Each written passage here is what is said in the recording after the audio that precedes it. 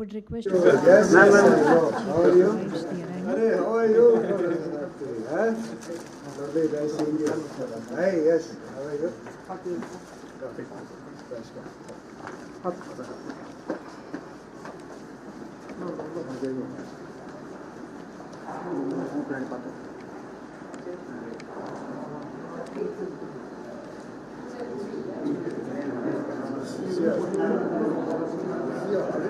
We had one meeting here last time. All two.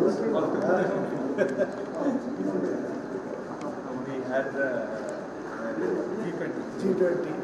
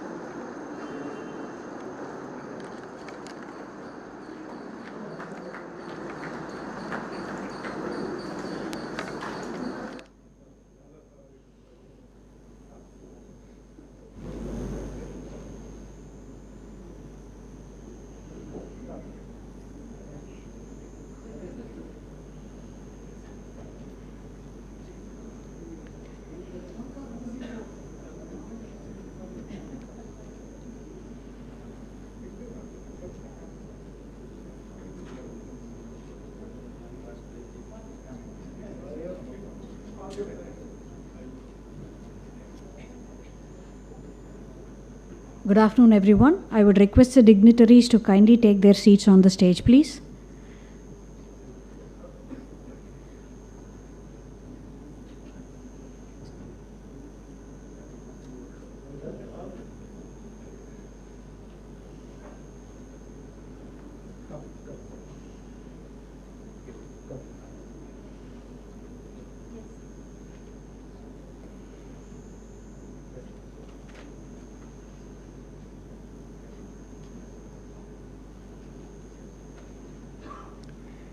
A very warm welcome to everyone. Honorable Comptroller and Auditor General of India and distinguished dignitaries on the dais, officers of the CAG, faculty members, participants of the program, esteemed guests, ladies and gentlemen.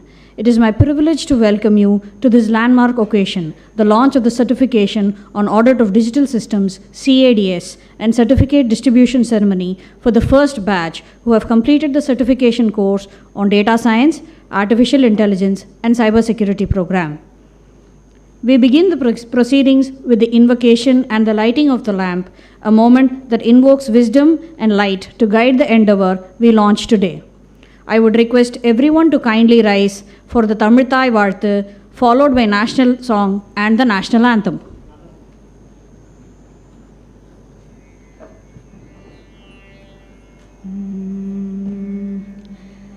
நீராறும் கடலுடுத்த நிலமடந்தை கெடிலொழுகும் சீராறும் வதனமென திகழ்பரத கண்டமிது தெக்கணமும் அது சிறந்த திராவிடனல் திருநாடும் தக்க சிறு பிறை நுதலும் தரித்தனருந் திலகமுமே அத்திலக வாசனை போல் அனைத்துலகும் இன்பமுற எத்திசையும் புகழ் மணக்க இருந்த பெரும் தமிழனங்கே தமிழனங்கே உன் சீரிழமை திறம் வியந்து செயல் மறந்து வாழ்த்துதுமே வாழ்த்துதுமே வாழ்த்துதுமே வந்தே மாதரம் வந்தே மாதரம் சுஜலாம் சுபலாம் மலயஜ शीतलाम् शस्य श्यामलां मातरं Vande Mataram शुभ्रज्योत्स्ना पुलकितयामिनी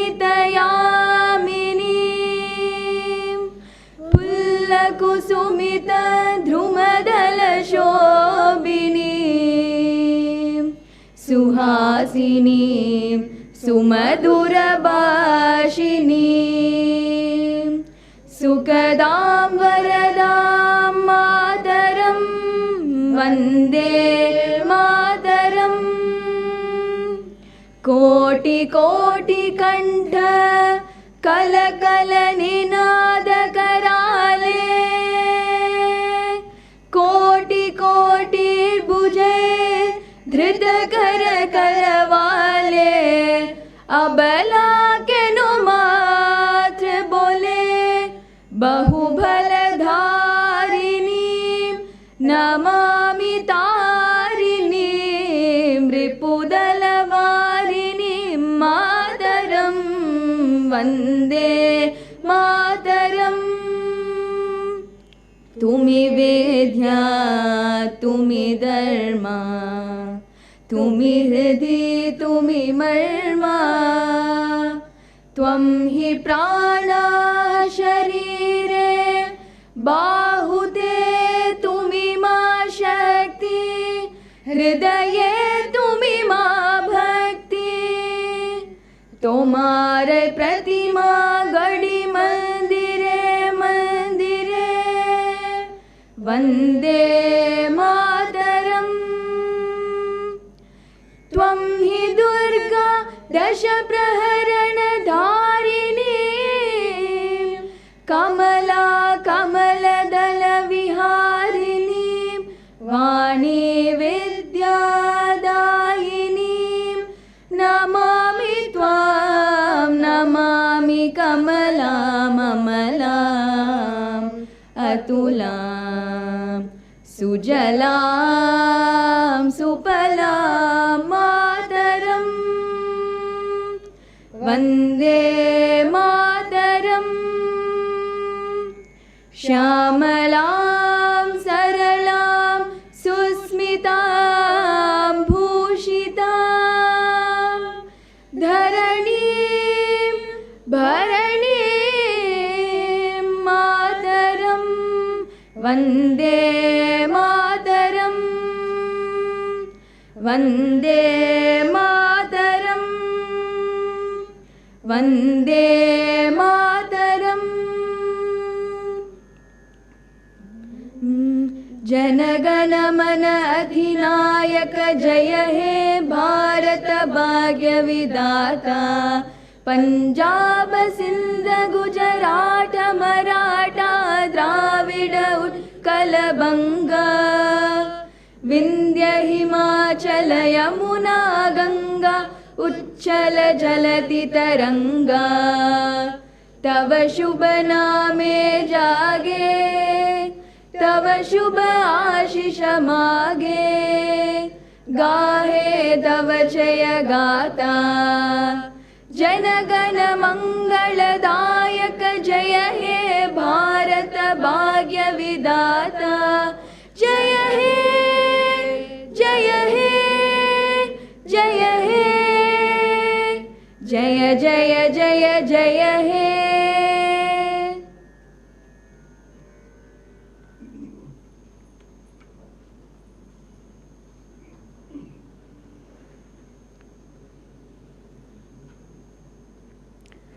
Thank you, Shweta, Shruti, Gopika, and Krishna Kurma for the lovely rendering. I now request the dignitaries on the stage to kindly light the ceremonial lamp.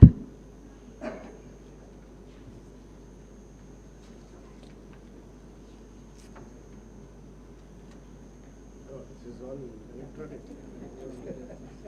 Fire thing.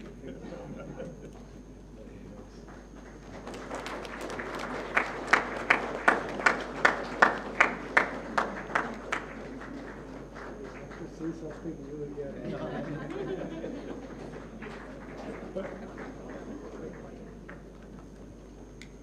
Wow.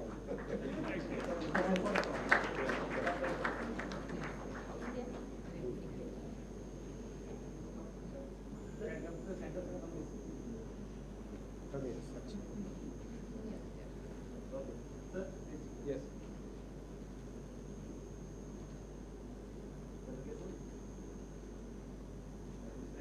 Thank you.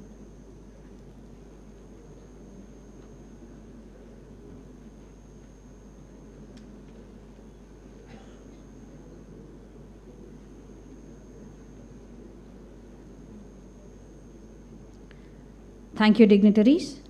I now request Professor Kamakoti, Director IIT Madras, to felicitate the dignitaries on stage, please.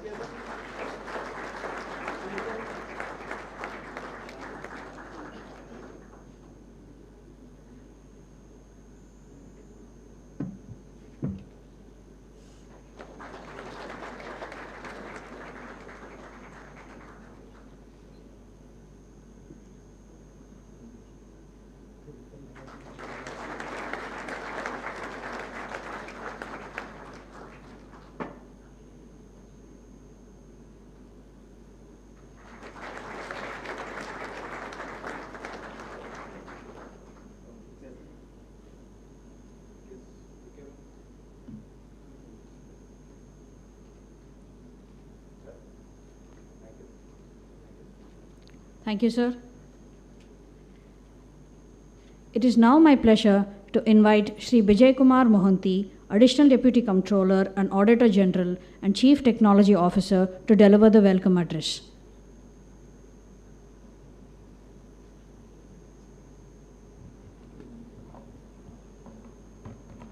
You have the presentation thing here also?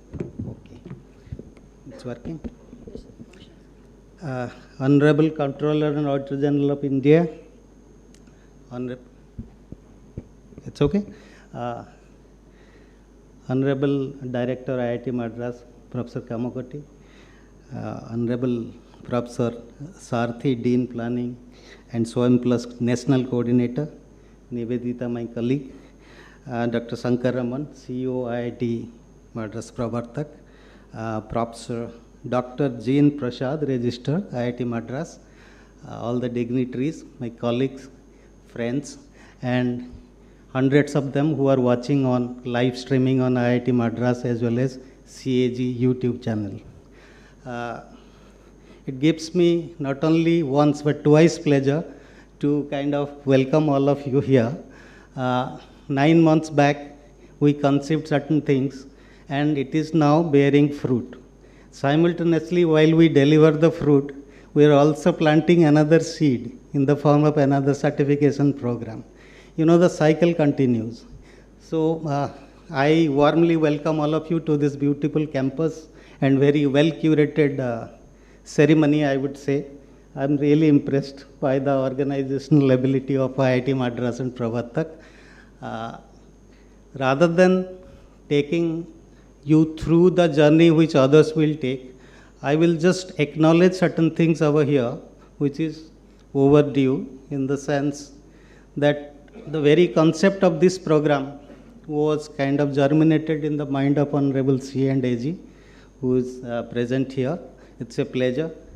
He said, you have the skill sets, but how do you benchmark your skill sets? How do you know that you have known whatever is to be known in audit? You are doing all this audit. So from that question, all the certification course started, which is now going on. We are in the 4th batch. So he is in a way the creator of all these things. Then IIT Madras and IIT Madras Pravartak, they put flesh and blood to this particular concept and made it some kind of a working project, and they did it pretty quickly, scaled it up. rolled it out, and they already fortunately had the platform Swayam Plus.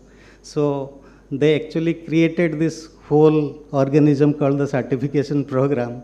And we in CAG office, my colleagues and a group of experts, they were basically to kind of nurture, preserve, and see that this particular thing grows. We are the domain experts in our audit domain. IIT Madras is the domain experts in technology. So this is, I would say, a very rare happy marriage where the child has kind of now been produced after 9 months, just to have an allegory. And we are distributing the certificate for the first time of the first batch. So all those who have participated, I'm happy to say that almost all have been here present today. And before that, they have come many times to IIT campus. I must welcome all of you to this because you have actually put in extra effort. So all the certification was beyond their official work.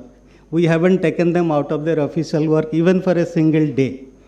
And they were so enthusiastic because the course was so interesting that nobody, I think, bombed out of it. There is almost nil kind of recusal from this particular course. And every time you put up a request, I always get 3 to 4 times more than the quota from our own staff. Still going strong.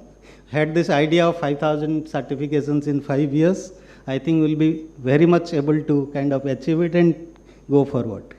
Now coming to this, there will be, like Professor Sarthi and others will talk about this particular 9 months blended program. Here I'm there to tell you about this particular certification course called Certification of Audit of Digital Systems. This, you all must have heard about CISA. That's the only certification available in IT audit.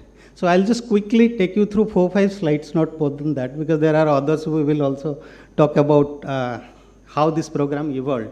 I was done a market study about what is available in the market.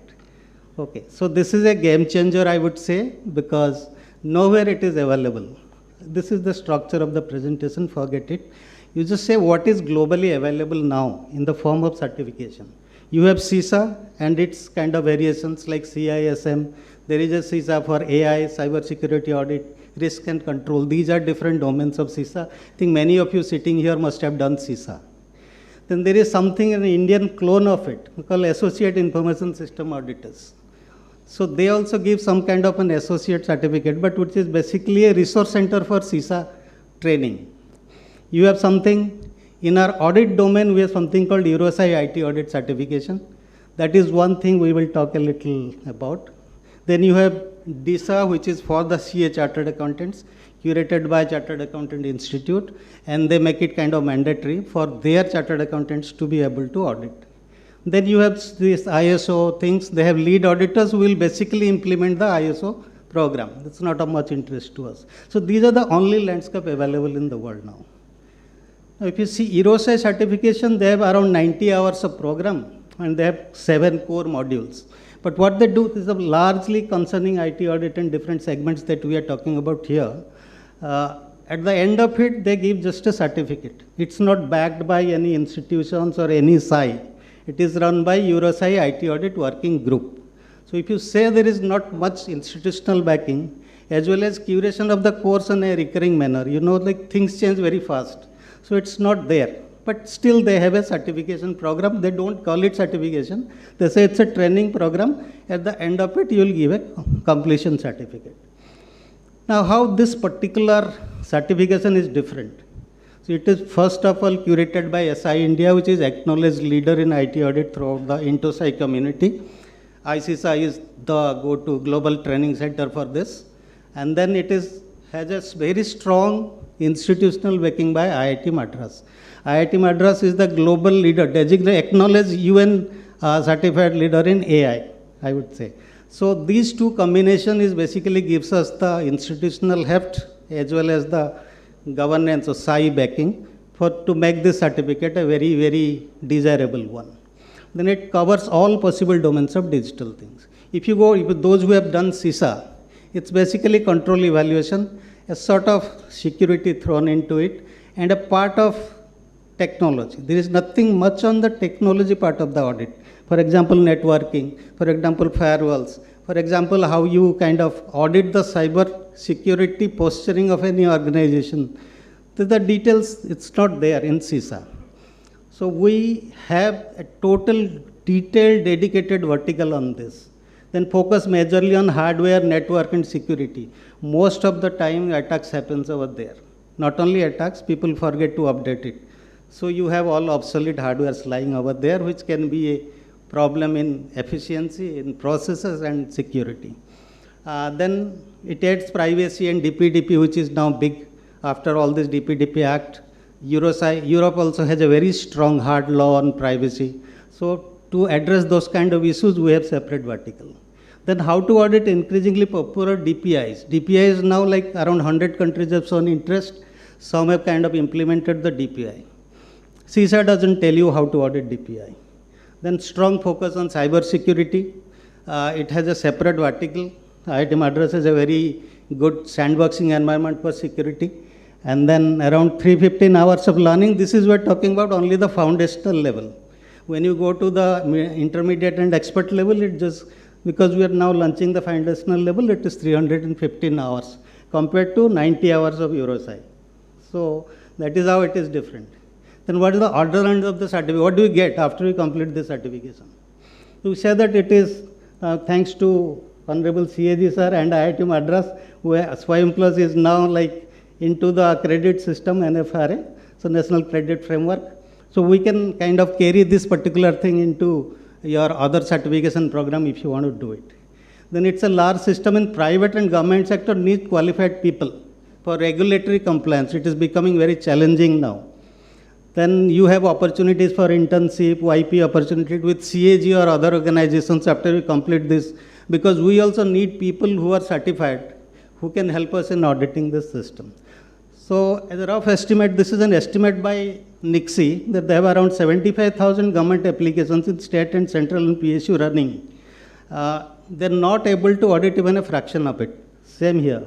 So this needs to be at least annually audited. Some assurance needs to be given even by the organizations themselves. So there's a lot of demand over there. And then India grows into $20 trillion economy.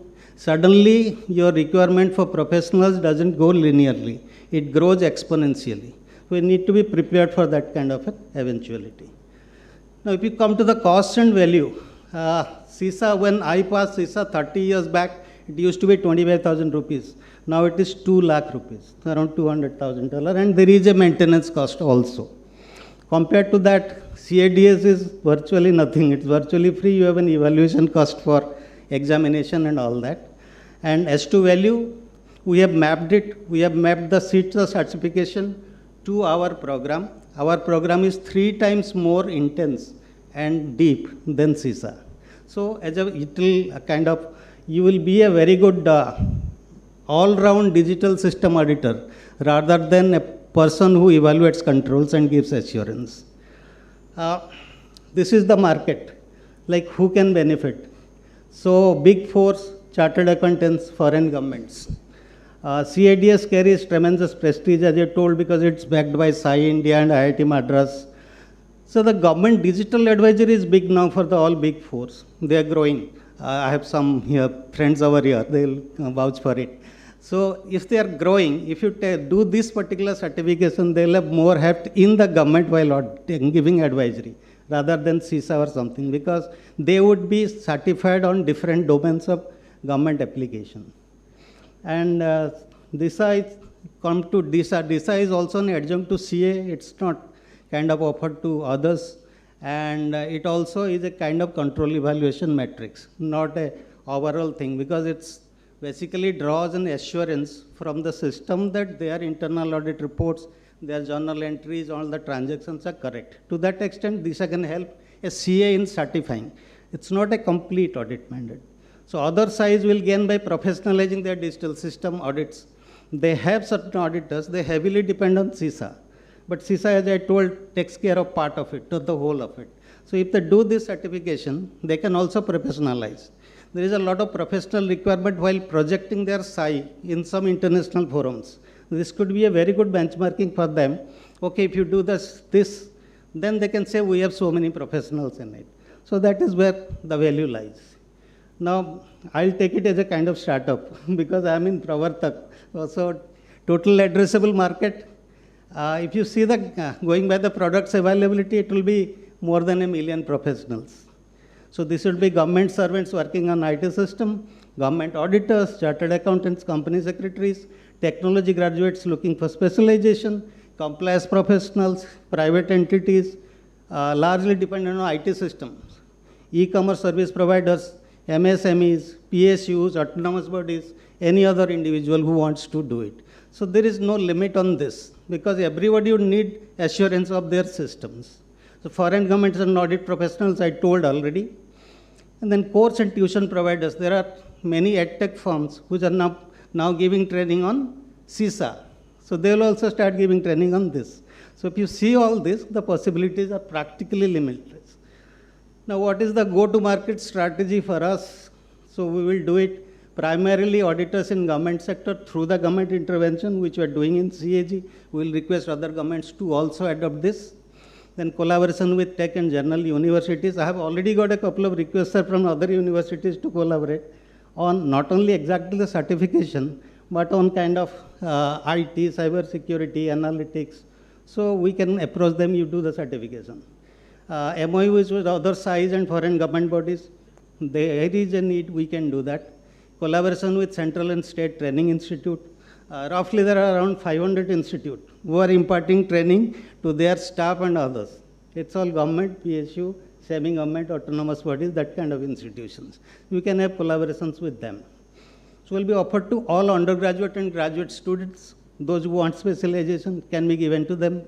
Collaboration with international bodies like IDI, Intosai, World Bank, ADB, African Development. They do a lot of work with other governments, foreign governments. So this could be very well pitched to them as a kind of certification which is value, which is backed by solid institutions and SAI of repute. So collaboration with banking, fintech, regulators, they also need certification. So the targets are conservatively put it as 500,000 certificate in 5 years. And it is, to me, it is achievable. Thank you, sir. This is a course certification curated by India, but it is built for the world. Thank you very much. Thank you. Thank you again.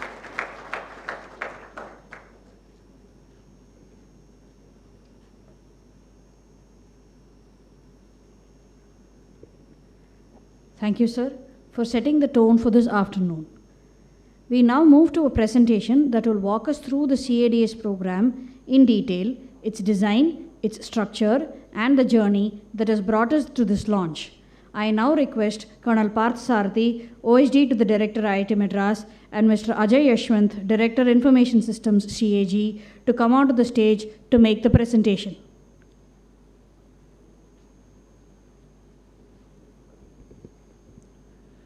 Good afternoon, ladies and gentlemen. At the outset, I would like to thank the Honorable CAG Sir and Director IIT Madras for giving me this opportunity to be a part of this journey. It has indeed been an amazing experience throughout the last couple of months. Straight away go and we'll just run through how we went about this whole process. The aim of this program was to develop a globally applicable capability for audit of digital systems, equipping auditors and digital system professionals across government and enterprise to hold digital systems to account and enable trusted digital transformation. Thereby we achieve driving assurance in the digital state. That's the end aim. So some of the key drivers which I would like to share was, one is the growth of digital public infrastructure, AI-driven systems, evolving compliance regimes. They needed a new generation of audit capability. That was a key driver. The second was we need to extend beyond the coverage of established global certifications. And we are happy that it is grounded in IITM's, IIT Madras academic rigor and CAG's practitioner experience, both blended together. We also designed this in such a way that it could be taken with minimum changes across the globe, as most of the technology domains are applicable across the globe with some changes in the public audit domain. The curriculum architecture, so we have 6 domains with 3 levels. The first one is the public audit domain, which is a mandatory domain. We look at it as a public, you first need to qualify as a public auditor to really understand what audit is about. So for existing public auditors, maybe you may just go to the other domains. The public audit domain in the 3 levels, we are launching the foundation level now, which primarily covers basic accounting, financial management, and compliance and performance audit, among others. Second is the information technology audit domain, the second vertical, which talks about system and networks, configuration checks and networking and online basics on the foundation level. The other levels have been shown on the slide. The third one is the cybersecurity audit vertical or the domain, which goes in depth about the cybersecurity foundations, threat landscapes, networks, cloud infrastructure, etc. That gives a hands-on feel in the foundation level and subsequently upgraded in the proficient and the expert level. The next 3 domains which have been shown are the digital public platform and privacy audit, which talks about DPA building 2 blocks, then the Data Protection Act, the DPIA, the impact assessment of the Data Protection Act, etc. as we move up the ladder. Similarly, the next one, the most interesting one which I found in the whole process of having the AI audit. So that was a very interesting combination. A lot of people are interested in knowing what is actually going on in there. So the foundation one talks about the introduction to AI, the basic AI risks, bias, inaccuracy, and explainability, responsibility, etc. Then we come to the information systems audit, IS audit objectives and audit evidences, governance, general and application control concepts, etc. These are the 6 domains which are going to be launched today, and we are in the process of going to the next domain, which should be covering the environment and sustainability activities, which may come up very shortly. Coming down to the competency matrix, the 3 levels, what we intend a person who is qualifying to be capable of doing. At the foundation certification level, a person who is qualified should be an effective team member, contributing in audit in a very meaningful way. When you come down to the proficient certification, we look at him as a TL or a team lead. Preferably, it would be good if he has more than 1 foundation certification so that he gets a feel of, and also helps in career management and other prospects so that he can go down from one domain to another in audit. The third one is about the expert certification, where he will be a lead and manage multiple domains. So it could be at a senior level managing the team leads of multiple verticals. Maybe he may be managing a team lead which is of a cybersecurity audit domain and a team lead of AI audit. So that could be a mix and match. So we expect that when he comes to expert, while being an expert in a specific domain, he does have a proficiency level capability or competency in any other additional domain. That when I look at it from the corporate world, it allows a good human resource management across the chain. Coming to the next one, we come out to the curriculum architecture once again. The program structure, the foundation level, the delivery and hosting, this is fully online and offered through Swayam Plus portal and through the learning management system provided by IIT Madras Pravartak Technologies Foundation. The examination will be proctored. That's a very important activity here. Unlike most of the online this examination will be proctored on a designated centers conducted at a designated time. Okay. And the assignments, yes, there are some parts of assignment which will be covered later. Credit alignment, as already shared by the CTO sir, that we had gone through the Swayam Plus and it has a methodology of giving the National Credit Framework equivalence, and with 45 hours it approximately becomes at a foundation level equal to 2 credit. So you have an APAR ID, you can get it loaded and then use it in any of your other certification requirements as approved by the respective universities or the governing boards of the universities. Next is the practical component, include exposure to audit tools, case studies, a very important, a very interesting thing which we have seen. And we also intend to have doubt clearing forums / sessions. Since the course is going to start after registration at specified time, we expect we'll be releasing them in a sense, doubt clearing somewhere in the midway and then at the end of the session. Certification validity for 3 years. Eligibility, as shared already, that we look for anybody holding a undergraduate degree, the BTech, BSc, BCom, anything, or who is pursuing a degree maybe in the last year. That's as advised by the National Credit Framework by the PIC. And skill development, yes, it would serve as a skill development pathway to audit requirements and help build a healthy workflow availability both in the public and private area. And I'm sure it would also contribute to capacity building, which is going to be one of the key drivers of Vikshit Bharat 2047. The foundation level has shared. Public audit has got around 45 hours. It has got 10 modules, which is mandatory. And then the information technology audit has got around 10 modules. Digital public platform around 8 modules. Information system audit around 10 modules. Cybersecurity audit around 15 modules. And AI audit 9 modules. Total there are around, if somebody wants to do the complete foundation level, there will be 62 modules, around 270 hours of video content which they'll go through. And as the CTO sir said, there is you got the take-home activities and case studies which are there that will consume additional time, which will come up to the 300 plus hours which will be spending. At this point, I would also like to share that for producing this 270 hours, each of the team had to go through almost 4 times the hours, each of the vertical domain, and the common teams had to go through almost 500 hours overall. So it comes to an amazing 1,500 to 2,000 hours of efforts which have gone to produce this 270 hours of compact, and I really would like to thank the entire team which has been there. And the cost, it will be approximately 2,000 rupees plus GST per person per module. Next. This will be implemented, it has been implemented through the subject matter experts, the nodal officers who have been designated by the office of the CAG, and the program implementation committee which has been notified by the Swayam Plus portal. So subject matter expert, they primarily got into domain, author and develop content aligned with the applicable audit standards and frameworks. So there had to be a marriage done between technology experts interacting with audit people to actually figure out how we go about. Nodal officers not only guided them, but they had been instrumental in going through the material and seeing that it is aligned to the audit objectives.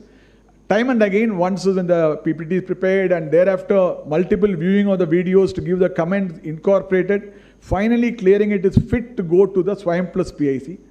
And the PIC has gone through this. You have an industry expert and an academia expert in the PIC who has gone through this, and then he has certified about at what level it can be placed, and they approved the credit which can be assigned to this particular course. Now it will be left to the, as per the policy, the respective universities boards will take on this credit and approve it, so that then the undergraduate students can do if they want to be as a part of the undergraduate curriculum. Otherwise, this can be done directly for any other employment opportunity. Next. With this, I'll request Shri Ajay Yashwanji to please come up and talk about the implementation methodology.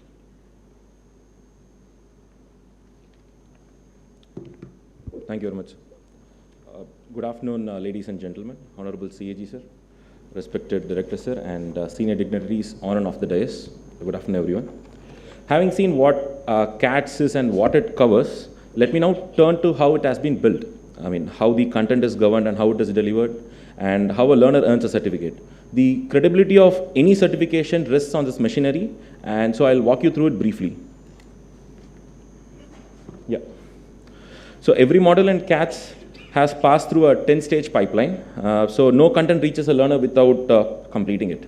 And it begins with the SMEs and the CAG team. Basically, they work together and for each of the content and curriculum development.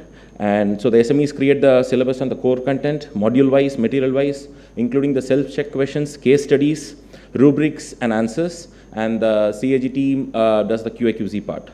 The content is then validated, like I mentioned, by the nodal officers team, which is from the CAG, recorded on video, and it has been iteratively reviewed. So it has gone through multiple stages of QA and QC before the program implementation committee approves it and allocates credits. The final stage cover the LMS integration, learner experience, forums, and feedbacks. So, I mean, basically the pipeline doesn't end at the approval. It continues into how learners actually experience the content. This pipeline was run by real teams across 6 domains, and I would like to take this opportunity to acknowledge them.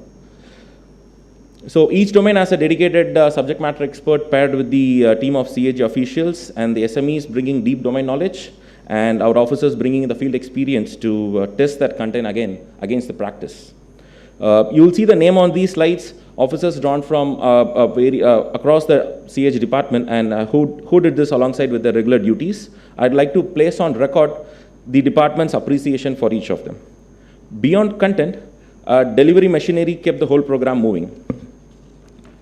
4 teams carried the delivery: the IIT Madras Pravartak operations team from academic and technical delivery, the Swayam Plus coordination team for the evaluation, credit allocation and PIC liaison, and a program management unit for overall governance and pipeline management, and a design and a video production team, because 62 modules of recorded content is in itself a substantial production exercise. So what does all this look like for the learner? Let me walk you through the journey. The journey begins with the registration in Swayam Plus. Each module then follows the same loop. Watch the video lecture in full, clear the self-check quiz, submit the module feedback, and the LMS enforces each gate before the module unlocks before the next module unlocks. This loop repeats on all the modules of the domain. Once every module is completed, the learner submits the case studies and only then becomes eligible for the proctored assessment. Pass the proctored assessment, submit the final feedback, and the certificate is issued with the digital badge that the learner can obviously share professionally. The design principle is simple. Progress is earned at every step, and nothing unlocks by the lapse of time, but only by the demonstrated completion. Assessment has two components. Case studies carry 20%, and submission is mandatory. The proctored assessment carries 80 marks with a minimum of 40 required.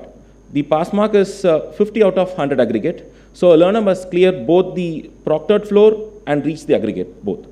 So a joint certificate from the CAG and IIT is issued on successful completion, which will be valid for 3 years from issue, which will be tracked on the LMS. And subsequent to the 3 years, the certificate holders can continue to keep the certification based on completion of further academic courses or the work case study, which will be explained later. Case studies sit after the modules through the curriculum, single attempt, so they test the genuine engagement, and all of them must be in front before a learner can sit for the proctored assessment. The proctored assessment is 80 questions in 2 hours, 50 knowledge-based and 30 scenario-based, graded across difficulty levels with negative marking. And the proctored exam is conducted in person only at notified assessment centers using computer-based testing. This is deliberate. Certification of this nature must be beyond question, and in-person proctoring is what guarantees that. Cycle runs at least 4 times a year, so no learner waits longer for an attempt. So what does this mean today? 4 things. First, the foundation level moves from design into deployment, open to anyone pursuing or holding an undergraduate degree. Second, the content is certification ready. All 6 domains, 62 modules have completed the full review, recording, and approval pipeline. Third, enrollment on Swayam Plus platform formally opens today, launching a multi-level professional certification in the Audit of Digital Systems. And fourth, the department has set itself a target. 40,000 officials, be it from the audit or accounts or any stream, be enrolled in this, at least one of the domain, by this financial year end. And this is the scale of capability we intend to build in year 1. That ambition is only possible because of partnership we have seen through this presentation. That ambition, let me close by thanking Honorable CAG sir for his vision, and Professor Kamakoti and IIT Madras for partnership for genuine substance. The Pravartak, Swayam Plus teams and the officers of the department who built this module by module, domain by domain. The platform opens today. The professional capability it will unlock is the opportunity before us. Thank you so much.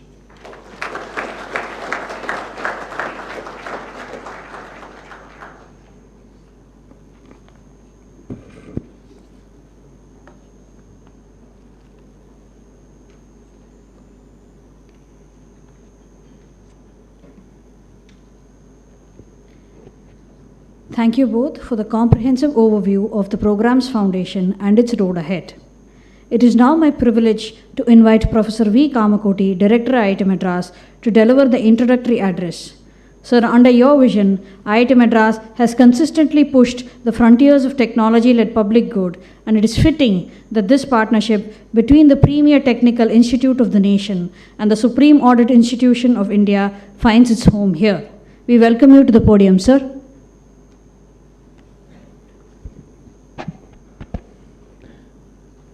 Thank you. Hearty welcome to the Honorable CAG and all of you who have assembled here. I must tell that this is a dream come true for us. 9 months before, when we started conceiving this syllabus and how things could go on, one challenge that we always faced was that the technology intervention into many systems, especially the digital intervention, to every aspect of today, any organization that you audit is becoming more and more complex. and there must be a continuous interaction and a continuous way by which you are given an opportunity to understand what is happening so that your audit becomes meaningful. And that was the basic intention by which we got this CADS program. And of course, it has been lightning speed, and the Honorable CAG is known for this. So I must give one instance here. Without his permission, I'm going to tell this, that when we decided that IITs must have an international campus, within 6 months, we opened up the first campus in Zanzibar, just 6 months, and and it was almost nil latency. I think anybody designing an high-performance network must see how IIT Madras and the Ministry of Education, that time when Honorable CAG was the Higher Education Secretary, how we worked. And this is the speed in which he is known to work. And sir, with all your support, we have come to this stage. Friends, when we start looking at the 7 different points that I want to touch here very quickly. One thing is, today, overall, there is a need not only by the government system but also the private systems on how specific audits need to be done and how do you actually meet the compliance with the respective regulators. And I must tell you that many organizations, since they come to us for advice, are really struggling to get a CIO or a CISO. The whole system is becoming complex. By the time they actually even interview a CEO and give a CIO and give them an offer, the whole technology has changed. The different types of attacks, the different types of interventions, and the different types of processes that come up, the entire way by which a person has to look at the system keeps continuously changing. And this is something that there's a need today, that this skill-based education and this regular frequency of updating the syllabus and trying to give the best is something extremely important in this area. With the PDPR coming up, I think it's going to be the data protection regulations. There will be one more challenge for the PDPR, how it is going to keep in pace with the growing technology.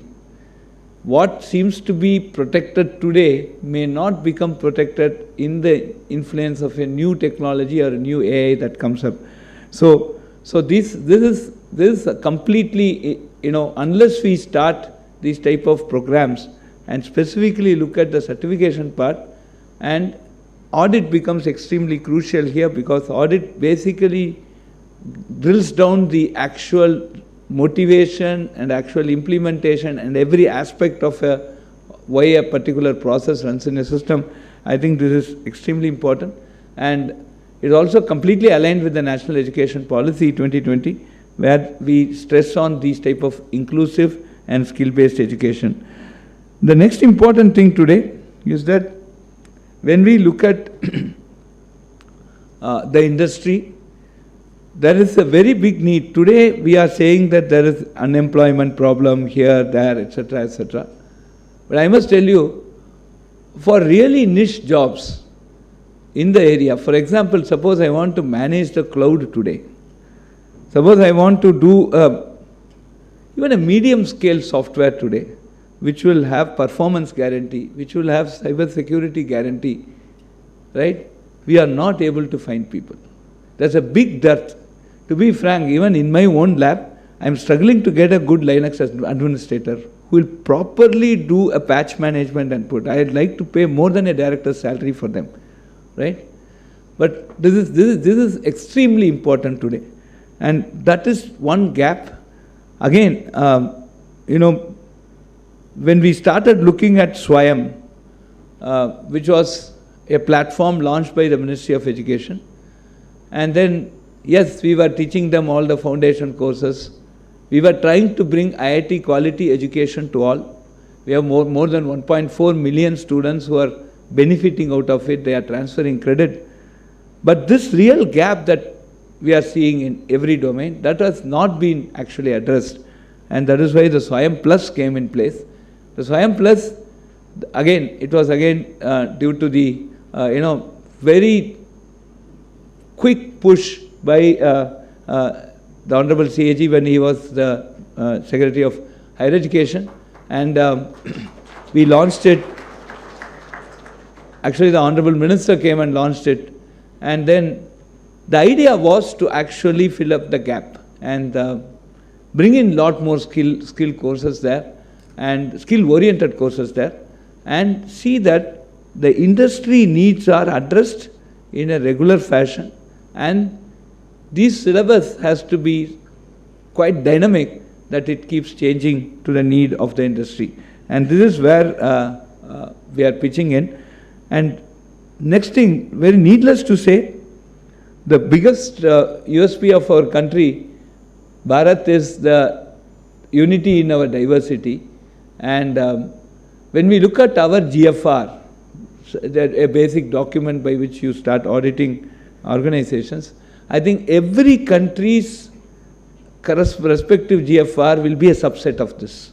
So if somebody learns how they work with our GFR, how they work with the technology that is deployed at scale here, and if they actually get trained on looking at some of our case studies, I'm sure every other case study that comes in any part of the world will be certainly a strict subset of this. So I think we call it as a proper subset. It will be a proper subset of this.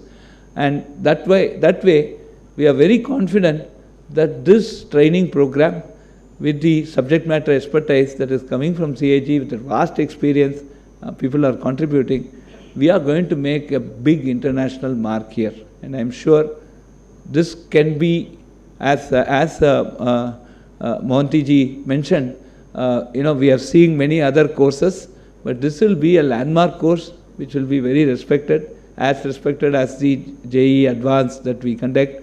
And I'm sure this will really become one of the, a benchmark course of what an auditor in any part of the world must be. I think that's the direction in which we will go. So the last part is, of course, we are making it, again, thanks to CAG for and Pravartak to make it accessible.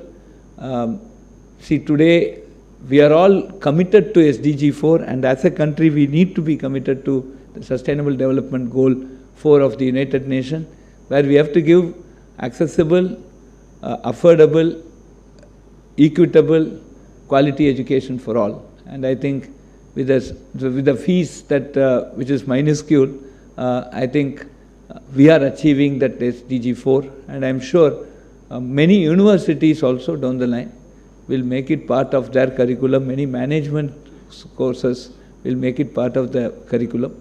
If somebody has to design a process, first they need to know how to audit it, and I think this will be a very, very important ingredient to it. Again, today I am told that 102 people are getting the certificate today, so congratulations to all of you, and hope to see more and more people. And I was also told that a lot more enquiry has already come on for the next course. So, so please encourage your colleagues to attend these and benefit, and let us make Viksit Bharat 2047 should have the most transparent and most well audited and well oiled system. And I think the role of auditors are going to be extremely important, and I'm sure we are preparing that road in front of us. Thank you very much, and Jai Hind.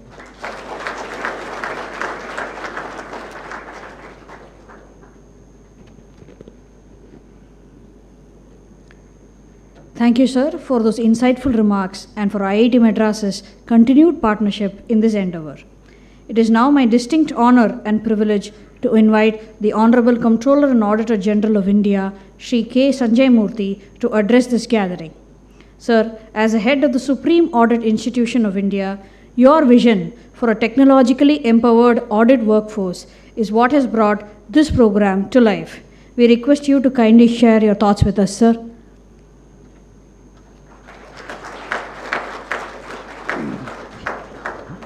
Good afternoon, everyone. Professor Kamakoti, Director, IIT Madras, Ms. Nivedita, ADI Southern Region, Mr. Mohanty, CTO, Professor Sarthi, Mr. Raman, Registrar, all the colleagues from the CAG office who have come here, both as participants to the 9-month diploma course as well as the team which worked on the CADS certification program. And of course, Professor Colonel Partha. Okay. I'm really happy to come back here and spend time with all of you. I think we have seen great transformation in the brief time that we spent together. And I think this is another example of an outcome of the learnings that I got from that tenure. In that tenure, the major challenge was how do you teach something which is relevant and practical for students who go into the workforce. This gap of the skill set was known to everybody, and therefore there was this program that we did with all the IITs on identifying how future of work would look. IIT Madras, I think, did it for the health sector. Different IITs did it for different domains. After having identified this as to how future of work would look in different domains, I think AI was one of the major domain that was required and cut across all sections. Now, the relevance of that program was also translated in a program called Madan Mohan Malviya program, teacher training program, wherein leadership qualities were taught to faculty of government colleges, engineering colleges and polytechnics. And their participation in institutions like IIT Madras and similarly placed ones was so significant. The concept of AI back in 22 itself as to how it is going to impact a teacher, a student, and so on and so forth in their routine work was, I think, explosive. I think we had to understand the impact that that would create going down the line. The expectation from this Swayam Plus portal was that individual departments who had that domain expertise would share that knowledge, work with institutions who do this work, like especially with Swayam Plus, and provide content to that such that it can be spread to larger audience. I am extremely grateful to the organization of CAG of India, which has come forward and contributed a significant amount of time to come and give their domain expertise onto this platform. So I think it's a very commendable effort with Ajay Yashwant and his entire group of officers who contributed to this program, ably supported by Colonel Partha and Professor Sarthi. Sarthi is always in the background, never comes out, but drives this entire platform of Swayam Plus. So really grateful to you and your team for enabling this for us. My only message to all of you is that in the beginning there is always skepticism as to how important or how relevant these programs are. I can only guarantee you that after seeing this landscape for the past 4 or 5 years and the way that it has evolved and interacting with the best of the minds in the domain in our country like Professor Kamakoti and others, I can only tell you that there is no way out unless you upscale yourself, reskill yourself and participate in this rapid changing domain. In the 9-month course, for every batch, as CTO mentioned, I think for every 100 seats, you get some 200, 300 applications. Okay? 300 plus. And the profile of our 45,000 strong people shows that there is a 50% educational qualifications which is leaning towards technical education, that is STEM or engineering. So therefore this great interest to do some course which is like this. So obviously we have a limit of 5,000 that is placed to do the diploma course, and if we need to attract and encourage and motivate the remaining people who are not able to get that opportunity, this CADS course is a opportune program for them to gain their skill sets on. I think the number is limitless here, so whoever wants to do it can do it. My expectation from the 102 people who have taken this certification program, one is that you are pioneers, you didn't know what you had to face in doing this course, you opted for it with all this uncertainty and cleared this certification post with laurels.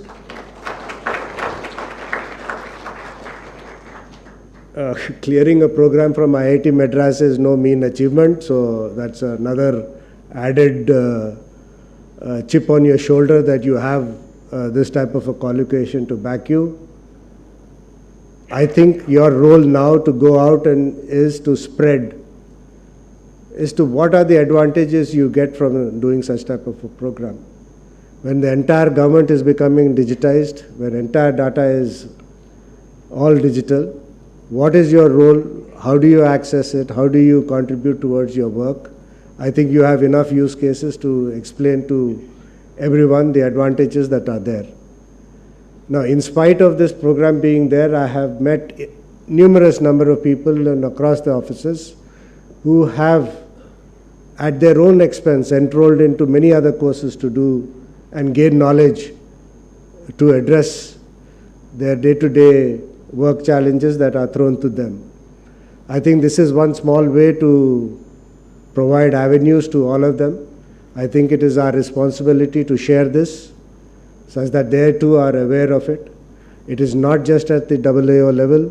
This is there at the auditor level itself, who are doing great work on data analytics in those fields, working with the senior AOs. So I expect that you could motivate, educate them on this program. We talked about IIT Madras campus at Zanzibar, and I think recently we concluded a 2-week program for 9 African countries there for auditors of 9 SAIs. Now that's a huge step forward for us as an organization and for IIT Madras to leverage the facility that they have created in Zanzibar. This type of a thing closely aligns with our own national foreign policy statements articulated by the Honorable PM in the BRICS summit recently about our contribution to the African continent on skill development.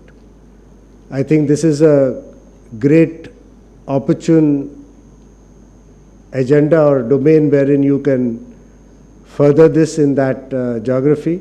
So I think I'll request CTO to work closely with IIT Madras on this aspect. The last point, but not the least, is that we are working very closely on this project on LLM with IIT Madras. Again, that model is developing both for the financial, civil, and another international component on it. I think there is considerable progress that has been made on that aspect, but the progress, the success of such models can happen only when we are able to provide the domain relevant feedback to the technical team in IIT Madras. And I think the more we engage with them deeply, the model will develop better. But the underlying story in that is also that unless our base documents are good, articulated, tagged, and written, the model will not develop as you would expect. Unless data is captured on the basis of what we want it to analyze, it will not be able to read and tell you this. So I think there is a lot of learning that is going to happen across the CAG offices, and after having witnessed the subject so deeply and closely, will play a major role in fine-tuning all these new initiatives that we have taken. Being a knowledge-based organization, unless we acquire this knowledge at the right time, at the right depth, we will be always behind the curve. If you need to add value to the auditee, if you need to add value to the executive in policy making or in system correction, it is imperative that you know this, the domain as well as systemic issues to make a meaningful recommendation. And I'm sure that with all these steps that the CTO in his other responsibility of capacity building has over the last year will benefit all of you in acquiring the skill sets that are required to do our job well. And with the type of output that I have seen in the last 6 months, especially on the data-led audit that has been implemented across all offices, I think you yourselves will be convinced about the future as well as potential of such type of audits going forward. Again, there is a word of caution here.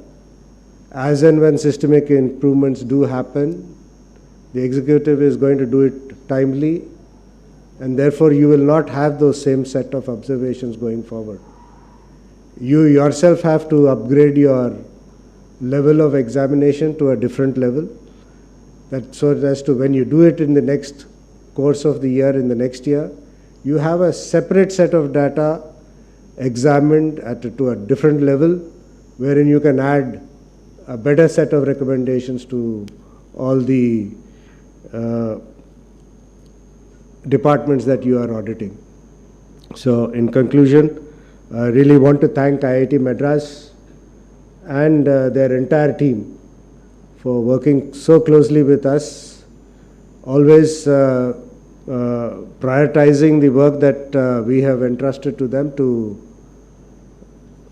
deliver on time to us, and to all the team members of the CAG who have contributed and worked closely with IIT Madras in the curation of these courses, especially for I participated in a couple of them, and I could see, I think Colonel Partha was there in one of them, and I could see the amount of rigor that went into doing each episode or each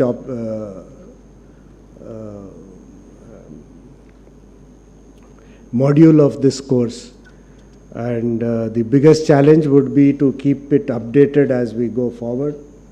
I hope arrangements would be made and put in place to see that we are constantly up to date and it is not stale, because there is that risk that we go into the next 2 levels and we will forget about updating it. So I hope you have those things in place. So I wish you all the very best in this great, exciting journey, and let us do something which can really add value for the work that we do to the executive and all the other stakeholders. And in passing, I should really compliment the team that renditioned the national anthem, the national song, and the Tamil song. I think it was quite brilliant and so soothing. Thank you, and best wishes to all of you. Thank you.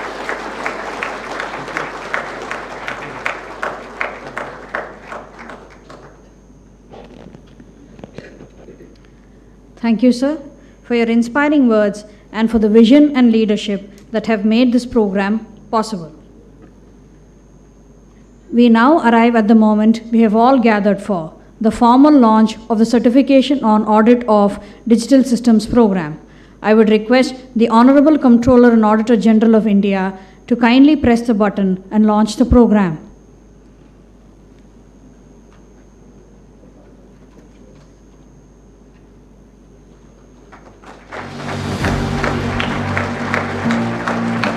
Data, cloud, artificial intelligence, the systems that now run governments and enterprises alike. And behind each one, the same question: who has the skills to hold it to account? From welfare platforms to national data exchanges, from banking systems to enterprise cloud. As institutions digitize, audit must evolve with them.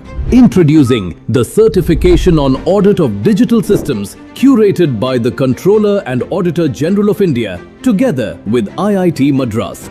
The first technology audit certification developed by a supreme audit institution, with a curriculum that draws on IIT Madras's academic rigor, benchmarked to global standards, grounded in practice. 6 domains cover the full landscape of modern digital audit: information technology audit, cybersecurity audit, digital public platforms and privacy audit, information systems audit, artificial intelligence audit and public audit.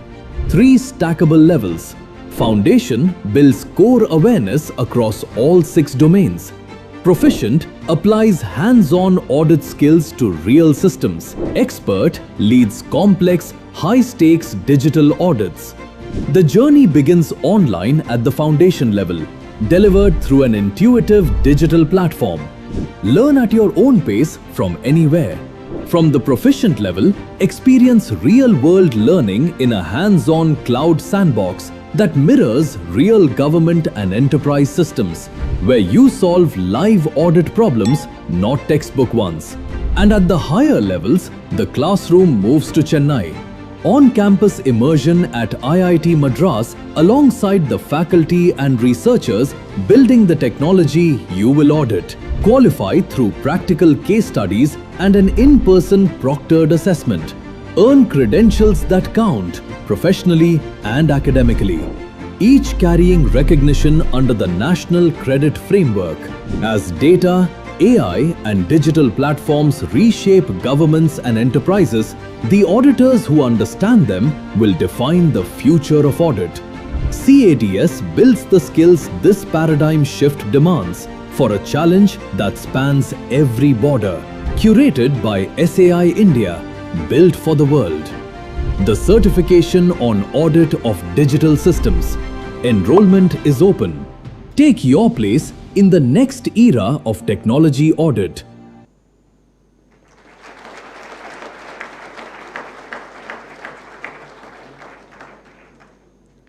Thank you, sir, and thank you, everyone. The CADS program is now officially launched.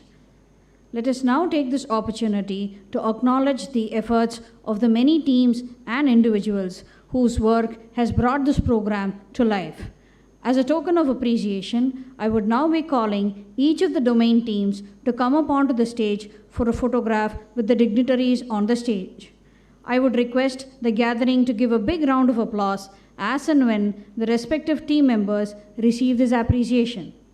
At first, I would request the subject matter experts and nodal officers from the public audit domain to come up on the stage, please.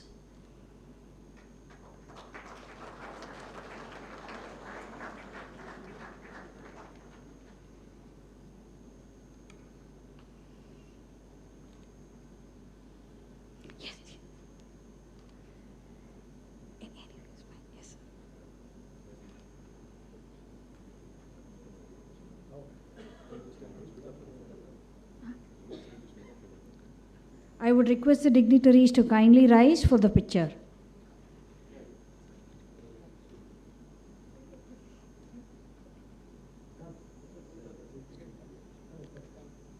I would request the Information Technology Audit Domain team to please be ready.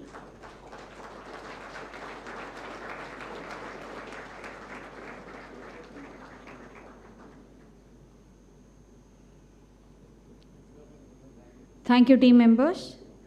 Next, I would request the Information Technology Audit Domain team to come up onto the stage, please.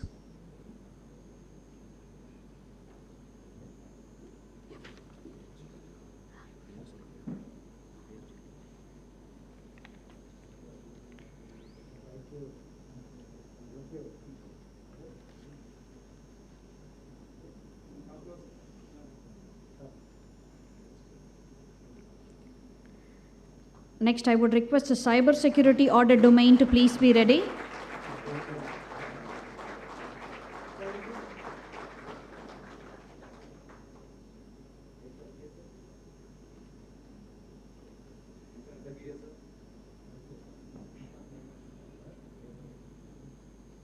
Thank you, team members. Next, I would request the Cybersecurity Audit Domain to receive this appreciation on stage, please. And I would also request the Digital Public Platforms and Private Audit Domain team to remain ready, please.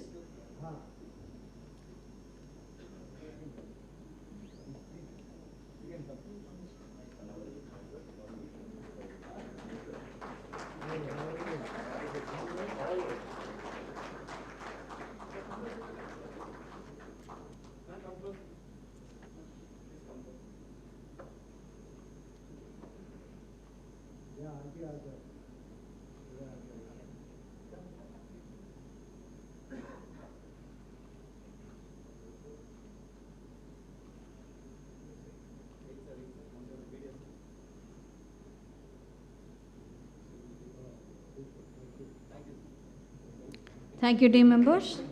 Now I would request the Digital Public Platforms and Privacy Audit Domain team members to join us on stage, please. And this is followed by the Artificial Intelligence Audit Domain team.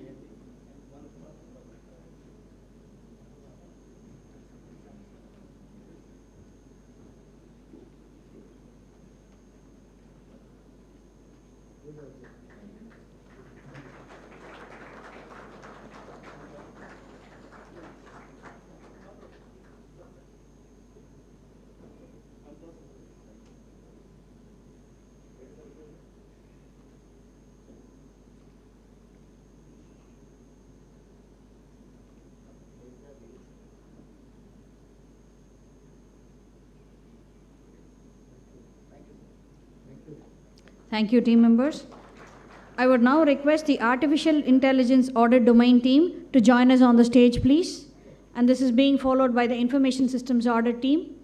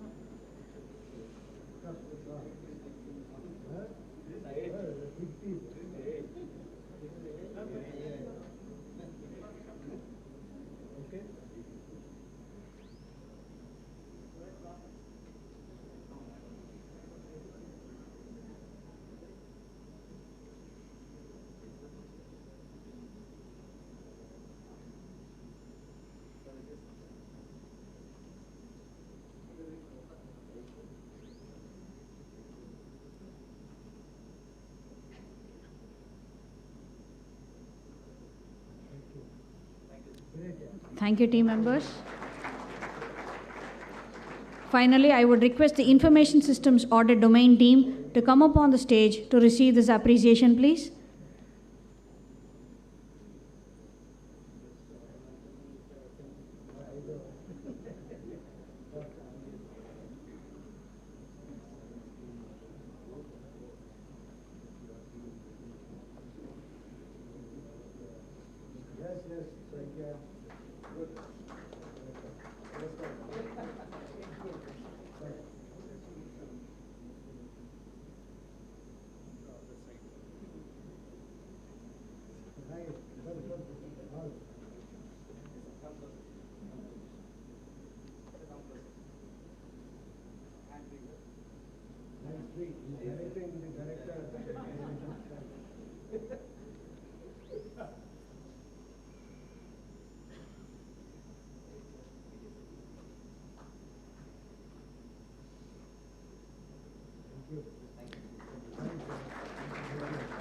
Thank you, team members, and thank you, everyone.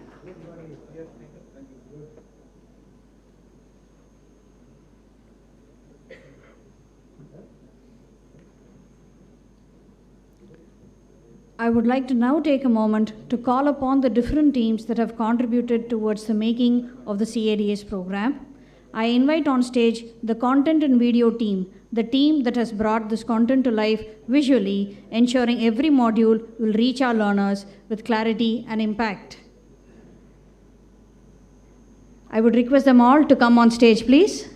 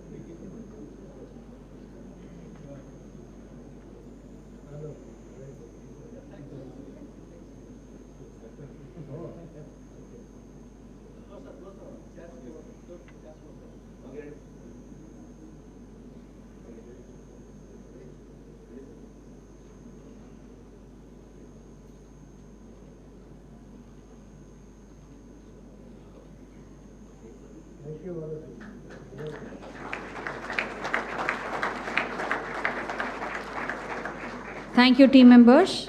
As you all know, this program is hosted on the Swayam Plus platform. I now invite on stage the Swayam Plus and the PIC coordination team whose work has steered this program through the NCRF level allocation and the PIC approval process. Requesting the team members to kindly ascend on the stage, please.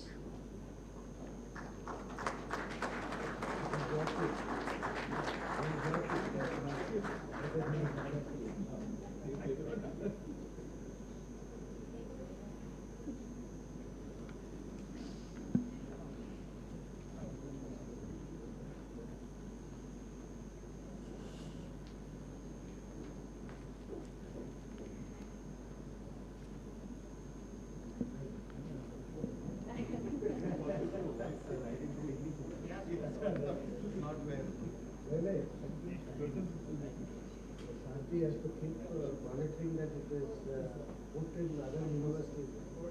That is their channel. That is their.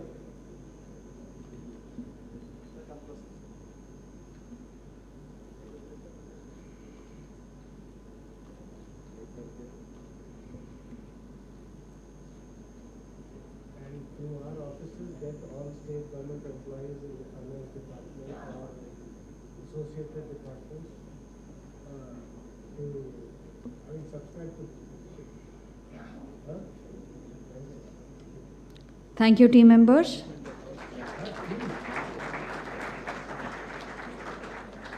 I now invite the IITM Pravartak Technology Foundation team, including the program management unit that has been the backbone of this program, to come up on the stage, please.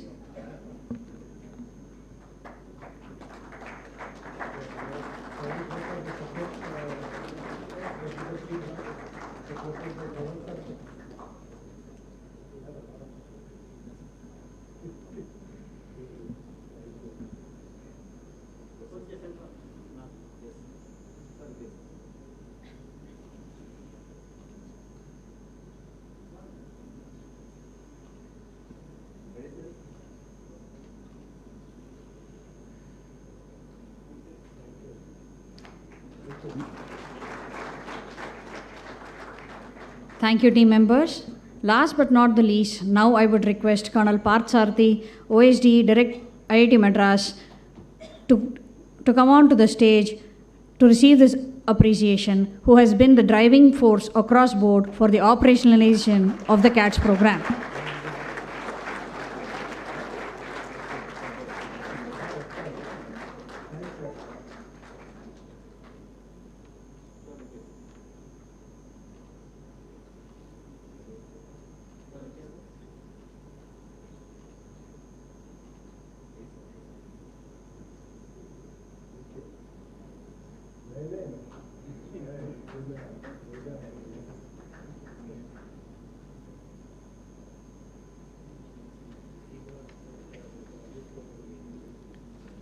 Thank you, team members and the other dignitaries. I now request the dignitaries on the dais to be seated in the first row for the rest of the evening.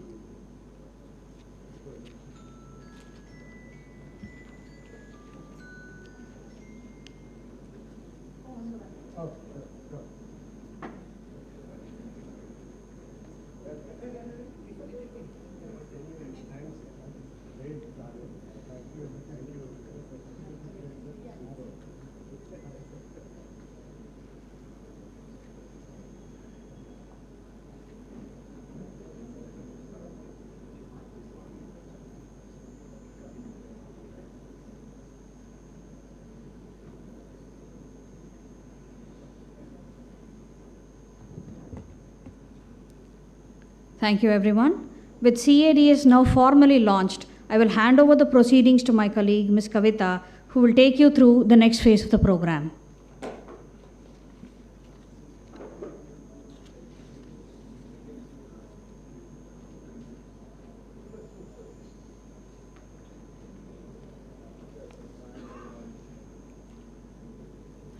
Thank you, Maitri.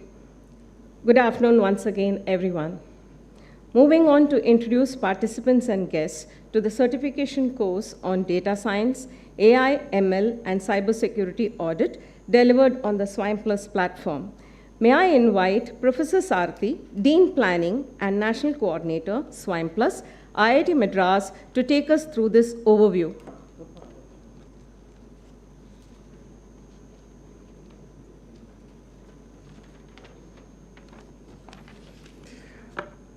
Honorable CAG Sir, Shri Moganti Ji, Nivedita Madam, Director IIT Madras, Registrar IIT Madras, Dr. Shankar Raman, CEO IITM Pravartak, officers from CAG of India, faculty colleagues and distinguished guests, a very good evening to you all. It is my great pleasure and privilege to welcome all of you to this important and special event. We are honored by the presence of Honorable CAG and the distinguished officers from the CAG of India. The online certification course, Data Science, AI, ML, and Cybersecurity is a specialized capacity building program associated with the Office of CAG of India, aimed at strengthening the ability of the officers to use emerging technologies in public sector auditing. The program offered through Swime Plus, which includes instructor-led learning, hands-on laboratory work, real-world audit case studies, expert sessions, and a capstone project. The course is particularly developed for the officers from Comptroller of Audit General of India. The course has particular significance in the context of IT audit, performance audit, compliance audit, and financial audit. The course provides a foundation for moving towards technology-enabled and data-driven auditing. The curriculum broadly brings together data science and data analytics, Python, machine learning and deep learning, data visualization, artificial intelligence, cybersecurity audit, audit case studies, and capstone project. A major strength of this program is its practical orientation. Rather than treating data science, AI, ML, and cybersecurity as purely technical subjects, the course connects them with the work of Supreme Audit institutions. The program had more than 400 hours of hands-on labs. The approach enabled the officers to identify where data analytics can add value to an audit, work with structured and unstructured data sets, use analytical tools to detect anomalies, patterns, and potential risks, understand how AI/ML models work and evaluate their implication in audit, assess cybersecurity risks and control in government IT systems, understand the risks associated with AI-enabled decision-making, translate technology-driven analysis into audit evidence, findings, and recommendations. In short, the officers can critically examine AI systems themselves, including issues of data quality, bias, transparency, explainability, privacy, cybersecurity, and accountability. The ultimate objective is not to make audit officers full-time data scientists or cybersecurity engineers, rather it to develop technology-aware auditors who can understand emerging technologies, identify technology-related risks, use analytical tools effectively, question AI-driven systems appropriately, and incorporate technology-based evidence into public sector audit. This makes the program especially very valuable for the officers working in IT audit, data analytics, digital governance, emerging technology, public sector systems, and technology-intensive performance audits. The vision for this program is the brainchild of our Honorable CAG, reflecting his emphasis on preparing the Indian Audit and Account Department for the rapidly evolving landscape of technology-driven governance. I personally thank you, sir, for providing us an opportunity. Also, thank to you, sir, for enabling us to operate in the Swayam Plus platform. I thank Dr. Mohanty ji, Shri Surjit ji, Nivedita madam, Director IIT Madras, Swayam Plus team, IITM faculty, IITM Pravartak team for their dedicated effort and support in making this program a truly enriching one. More than that, the commitment of the participated officers have played a pivotal role in making this program a grand success. Thank you all.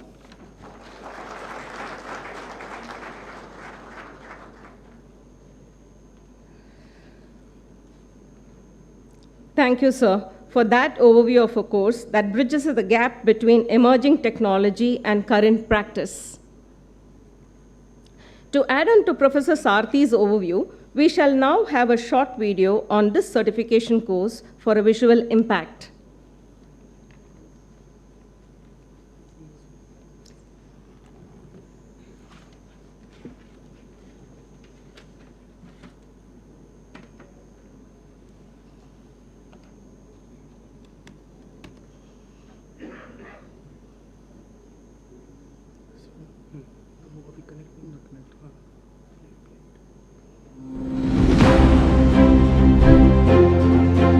When the evidence behind a system runs into millions of data points, how do we know what matters?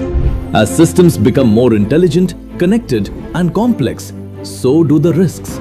For auditors, understanding technology is becoming essential.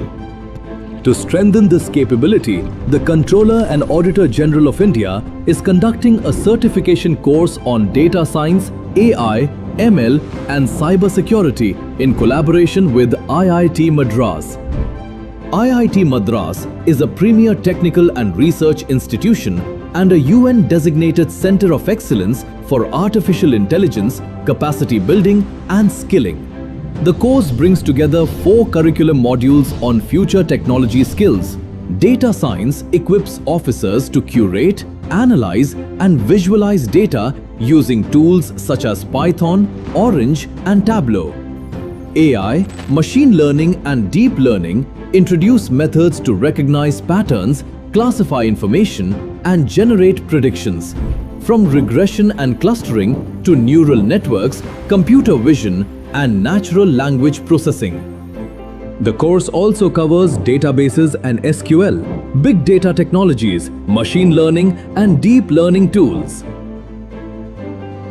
Cybersecurity focuses on operating systems and networks, vulnerability assessment, penetration testing, and governance, risk, and compliance. Learning goes beyond the classroom through hands-on labs, case studies, discussions, assessments, and group projects. 2 immersion programs take participants offline, away from routine work, for intensive, hands-on sessions in Python, Orange and Cybersecurity, where learning happens through practice rather than lectures. The certification course is also offered to the IA and AS probationers during the training in the National Academy of Audit and Accounts, Shimla. This ensures embedding advanced digital and analytical competencies during the foundational years of an IA and AS officer. Hello everyone, this is Raju Wag, INS Officer 2025 batch. When I came across the IIT Madras course, initially I felt it was very difficult because I was from the non-coding background, even the non-technical background. But I find over a period of time that professors taught the concept very thoroughly and very simplistic manner, so that I can confidently say today that I can learn the coding, Python and even data analysis. Myself Karthik Kansal, I'm an officer trainee of INAS 2025 batch. The course has been very well structured and we have got a lot of insights into how to visualize data, how to create insights from the data and how to make prediction models on the data. And especially the 1 week training that we had hands-on where the IIT Madras team had come here, that had given us even better encouragement to learn it in a better way. I am privileged to be part of the pioneer group of our PG Diploma AI and ML by IIT Madras, nominated by CAG of India. The high quality curriculum and technical insights gained here were valuable. I could learn from the best minds of IIT Madras. Thankful to CDMA for this opportunity. We recently finished our 1-year certification program from IIT Madras Pravartak. Our course was well designed and it was divided in 3 modules. The module on data science, we learnt about how to clean data, how to pre-process it, visualization of data using tools like Orange and Power BI. Cybersecurity module, it taught us the basics of cybersecurity and cybercrime, what is ethical hacking, penetration testing, network security, etc. And we were taught by some of the best minds from IIT Madras like Professor Babji Srinivasan, Professor Dr. Harish Ramani, Dr. Jaydev. And throughout the year, we had received continuous strong support from CDMA Wing 2. The AI and ML course at IIT Madras was comprehensive, insightful, and easy to understand even for beginners. And mentors were highly supportive, and the practical exercises strengthened the learning effectively. Excellent online learning facility provided flexibility and convenience. Overall, it was a valuable experience that significantly enhanced our knowledge of AI and ML. Thank you. The purpose is not technology for technology's sake. It is to help auditors understand technology, interrogate data, and recognize digital risk. As the systems we audit evolve, these capabilities will help audit remain relevant, responsive, and ready for what comes next. Build the capability, strengthen the audit.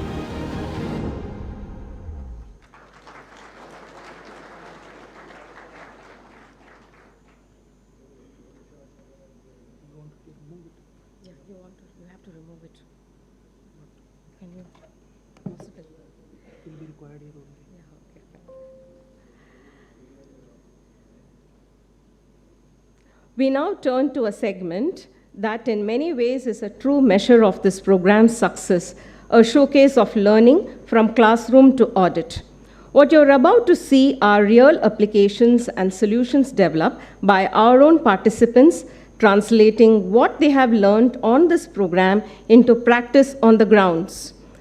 We invite you to watch closely.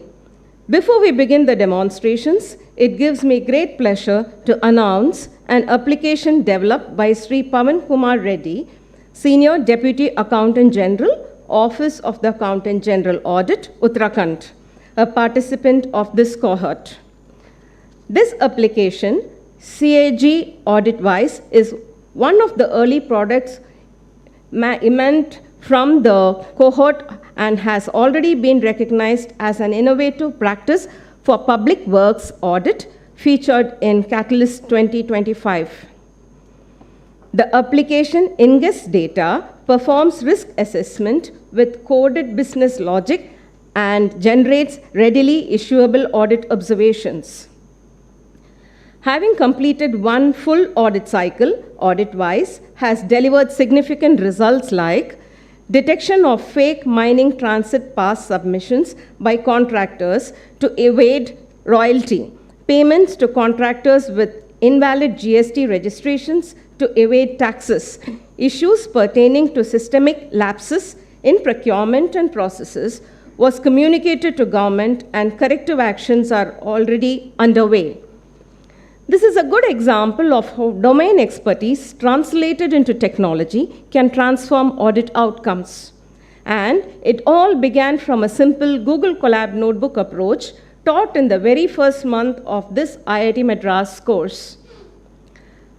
Let us now see some of the other solutions developed by our participants. Sri Rishikesh Jadhav, Assistant Audit Officer from PDA Central Mumbai office. The project is titled Automated Audit Program Generator. This is a Python-based automated tool for rule-based quarterly audit program generation. I request Sri Rishikesh to begin his demonstration.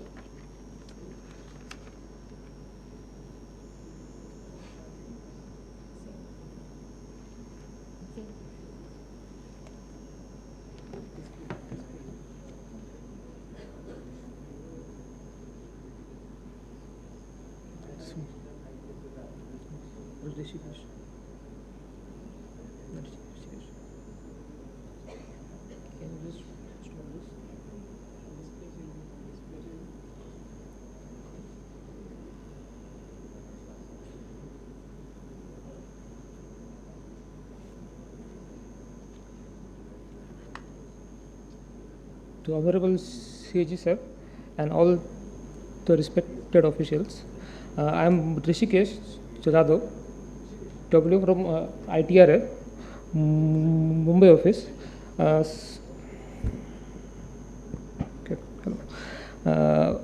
We have prepared a software which is by name the Automated Quarterly Audit Program Generator. As the name of the software automates the manual work involved in the preparation of audit program in our office. Before explaining how, I will explain why.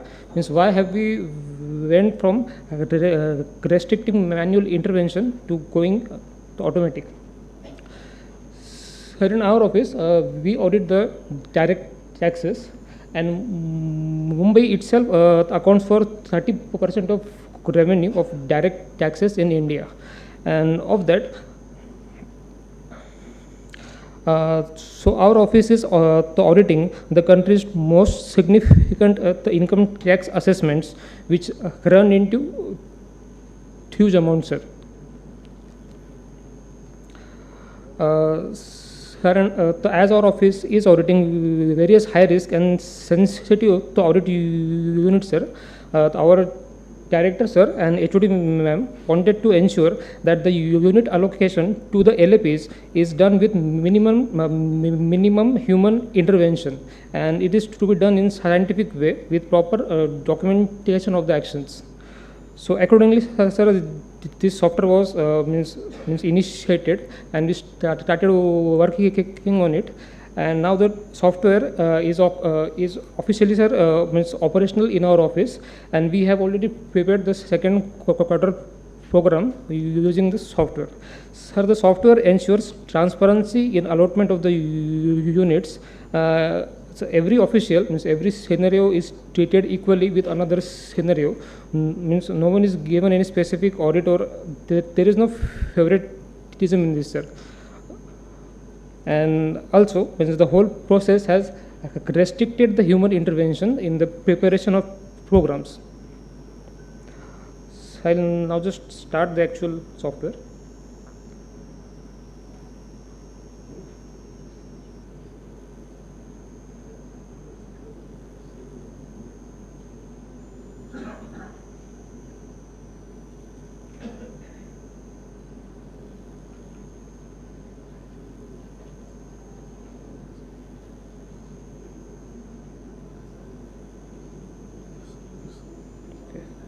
So I just started it to study.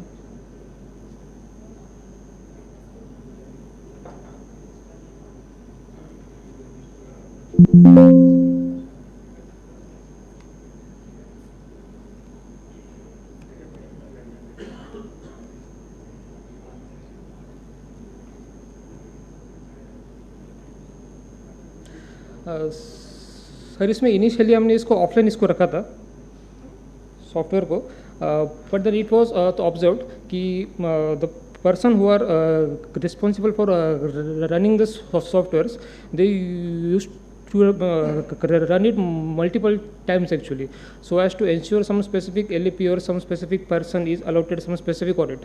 So तो हमें उसको भी address करना था, तो उसको address करने के लिए हमने इसको मतलब the software is offline but the authentication is done online. So authentication is done using the email, our government email address, sir. I'm just showing it.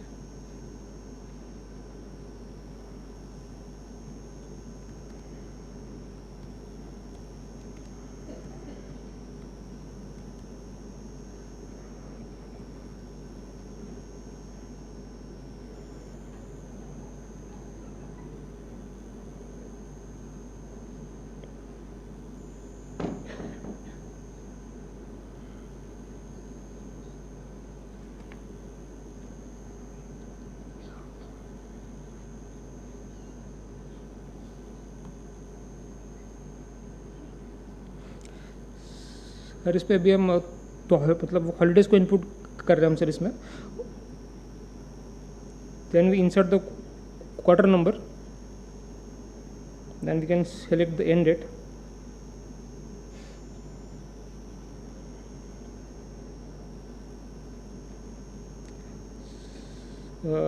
इस फाइल के अंदर ऐसा होता है कि कौन लोग ऑफिस में है और कौन लोग मतलब who is posted in head quarter and who is in LAP, तो वो इसमें होता है। सर इसमें एक और ऑप्शन है, मतलब हाँ, तो हमने ऐसा रखा कि आपको LAP को सेम रखना है या फिर उसको रैंडम करना है। तो अगर हमको उसको सेम अगर उसको रखना है तो जो लास्ट वाला प्रोग्राम था उसको इसमें एज ए इनपुट इसमें लेंगे तो एग्जैक्टली सेम LAP इसमें आएंगे।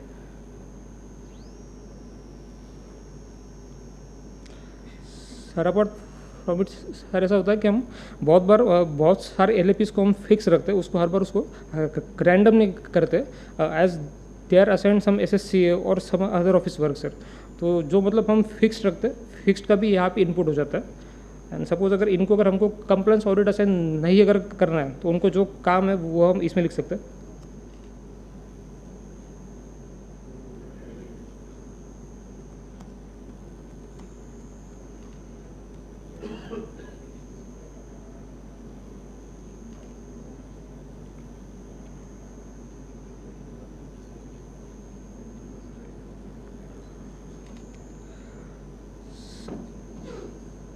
तो और इसके अंदर सर मतलब जो उस साल का जो एनुअल ऑडिट प्लान है तो उसके अंदर कितने यूनिट्स है उसका इनपुट इसमें होता है।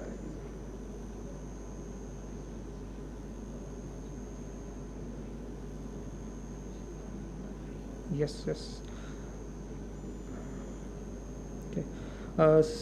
सर इस फाइल के अंदर ऐसा होता है कि जो मतलब जो लास्ट के 3 साल में जो ऑडिट हुए थे और किसने वो ऑडिट किया था वो इन्फॉर्मेशन इसमें आती है।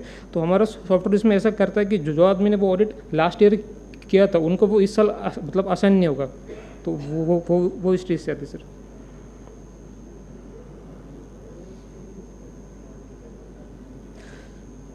सर एंड इन केस अगर कोई LAP का ऑलरेडी अगर एग्जिस्टिंग ऑडिट अगर ऑनगोइंग होगा तो उसको मतलब अगर एक्सटेंशन है तो उसका स्टार्ट डेट हम यहाँ से एडिट कर सकते हैं सर।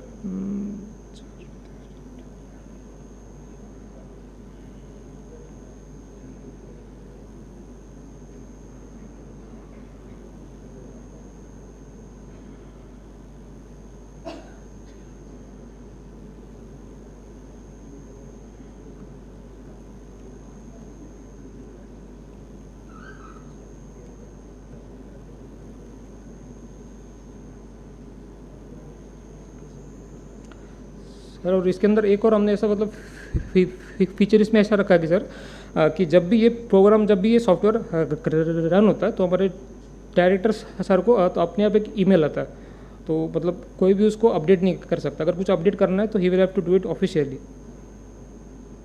तो इसको हमने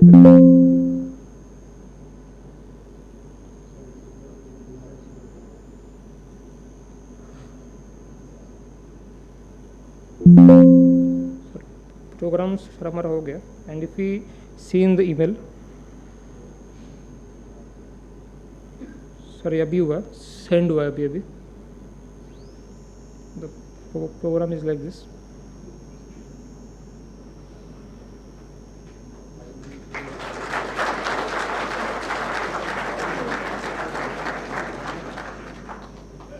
सर इसका लॉग भी आता है कि कौन से एक्शन जिसमें हुए थे वो सारे इसमें आ जाते हैं.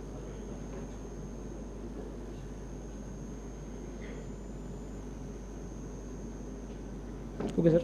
That's it. Thank you, sir.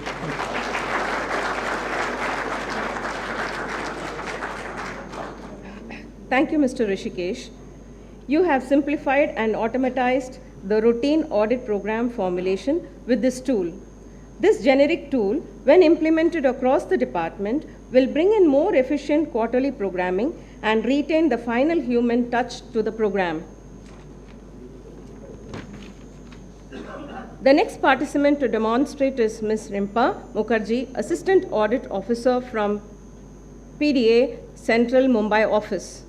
The project is titled Income Tax Audit Excel Analyzer, which can automatically read, clean, process, visualize, and perform anomaly detection on numerical columns in the Income Tax Department's MIS report. I now request Ms. Rimpa to begin her demonstration.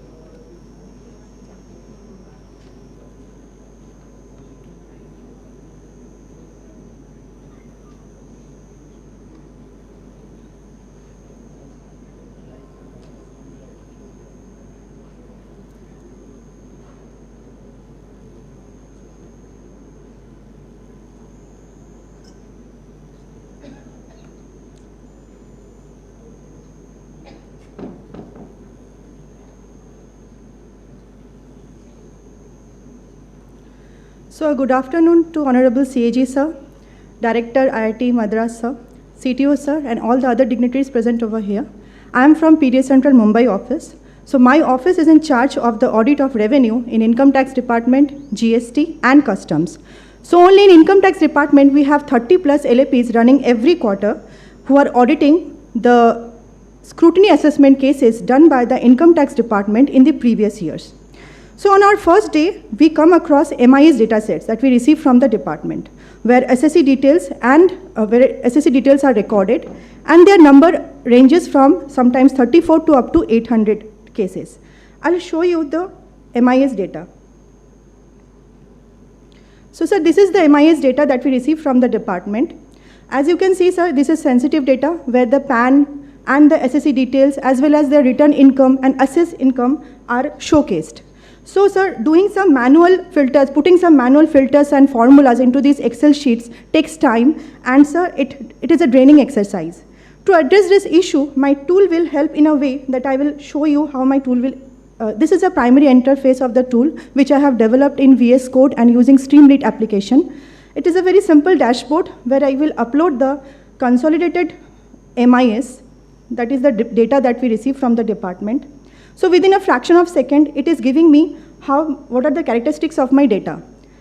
I have divided this work into 4 workflows, as you can see on the left hand side, sir. Raw data, pre-processing, EDA, that is the exploratory data analysis, and at the end, the audit checks will be displayed. In the raw data, we can see that it is having 9,500 columns, 4 rows, 19 columns, 4 numeric columns and text columns. It will show me the missing values. Once I click upon this tab, it will give me like which column consisting of how many numbers of missing values.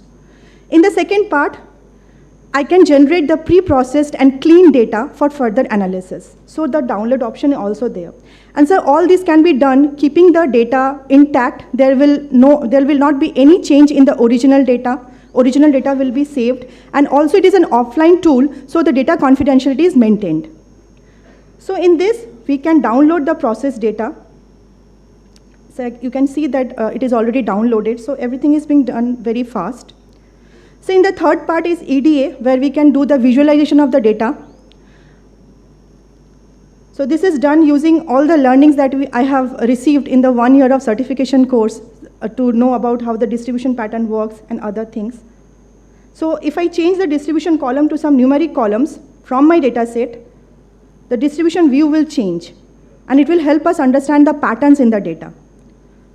there are two types of distribution view that I have included in this.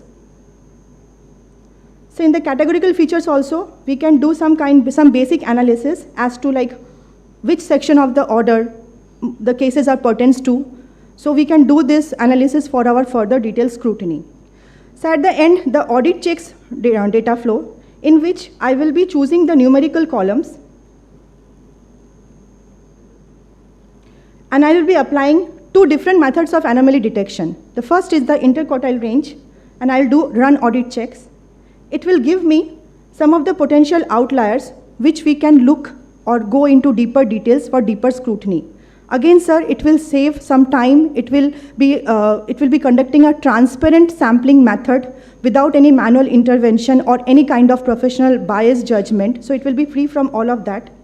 It is showing me the duplicate PANs, the missing PANs, and this duplicate invoices, and some potential transactions for detailed audit.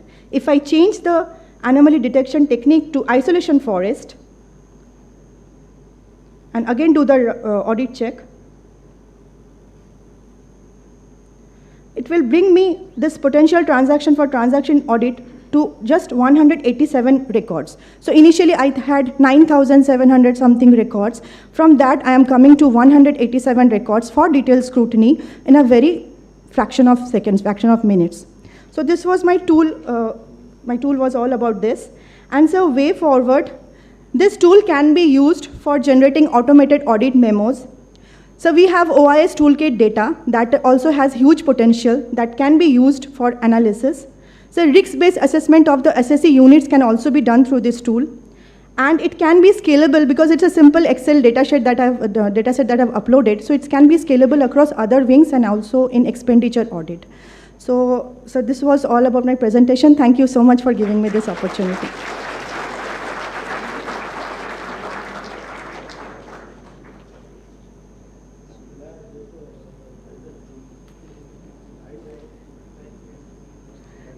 Thank you, Ms. Rimpa. I'm sure this will aid in preliminary analysis of income tax data in a great way. You have made the data cleaning process, being the first step in data analysis, more user-friendly and skill-agnostic. The next participant is Sri Ganesh Nityanandam, Assistant Audit Officer from CEDAR, Bengaluru. His project is titled Customs Audit Intelligence Engine. It is an AI-powered customs audit engine for automated risk-based checks, misclassification detection, and comprehensive transaction coverage. Now I request Sri Ganesh to begin his demonstration.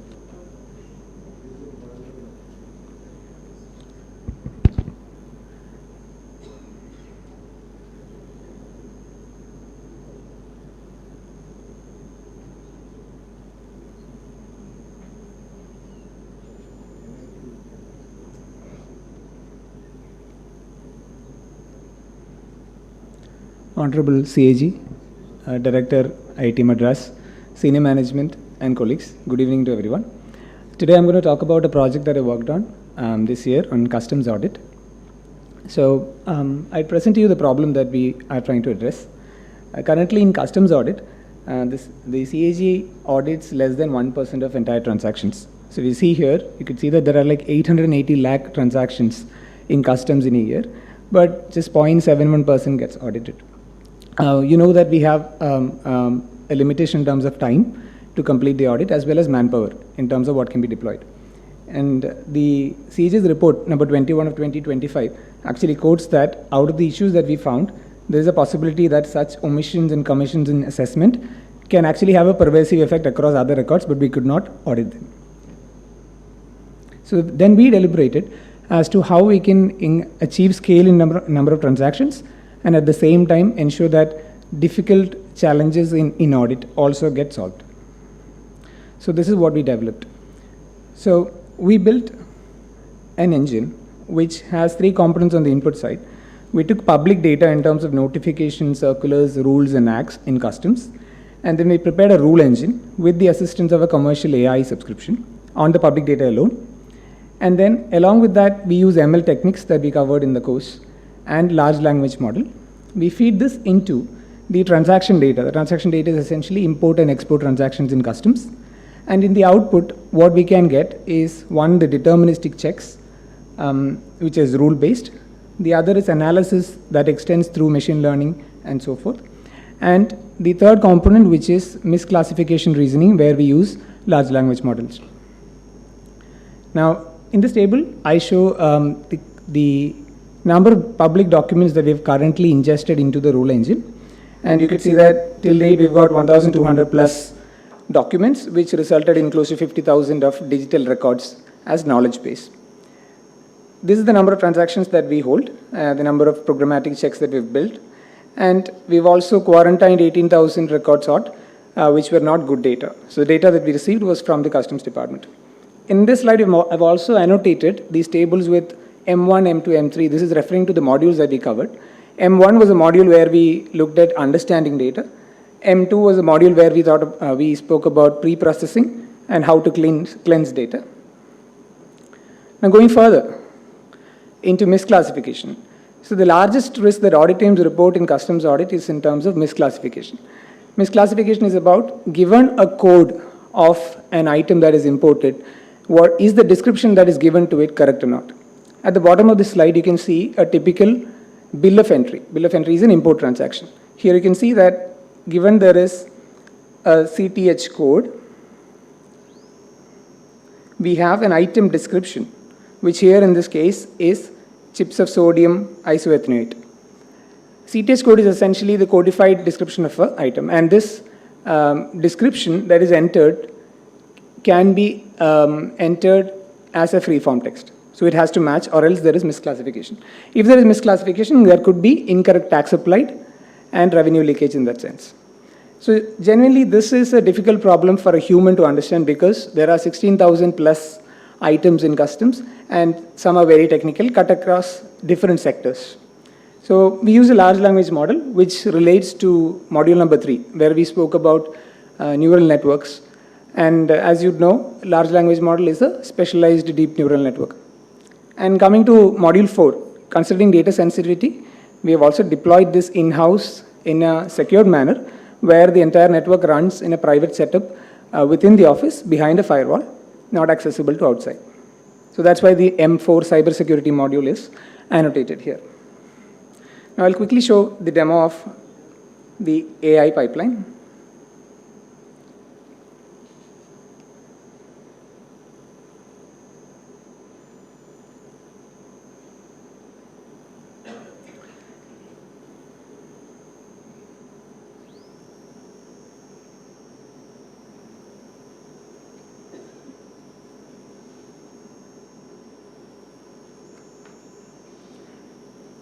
So here you can see console logs from the large language model, analyzing that record I showed on this slide. So it was a bill of entry record with a description. And so here it's reasoning about, given the CTH code, is the description actually correct? So I'll play around maybe 20 seconds of this to give you the idea as to what it does. So if you read on the screen, it's kind of thinking like a human should. And the advantage that we can get here is that an LLM is more capable in terms of speed, and with enough digital training data, it can become smarter than a human. So here it analyzes whether the code is suitable, what are the interpretation rules that should be followed, what are the other possibilities of classification, how does it match, and even looks into what the material is. This is a chemical which most likely none of us would know much about. But the LLM, given it has a foundational knowledge as well as our digitized knowledge base, it's able to reason well. So this is the analysis. Now, how do we consume this? So we also built a user interface that sits on top of the knowledge base, as well as the findings or the potential risks that are identified. So we've got the checks there, and we've got the AI analysis page as well, which essentially throws up all the risks that have been identified by the LLM, wherein it says, based on its reasoning, it thinks the misclassification occurs, and that there should be maybe a different CTH or maybe a different tax rate to be applied. So we present all that, and we also do one more thing. We've got a thing called as models working notes. So this is similar to what we'd expect our audit teams to keep. If when they do audit, they should have working notes to explain their level of thinking and the approach they followed. So we kind of bring that in as well on the user interface.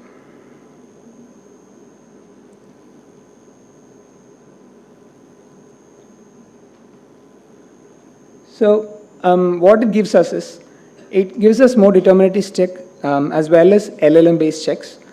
And we started with the 0.71% of coverage of customs transactions.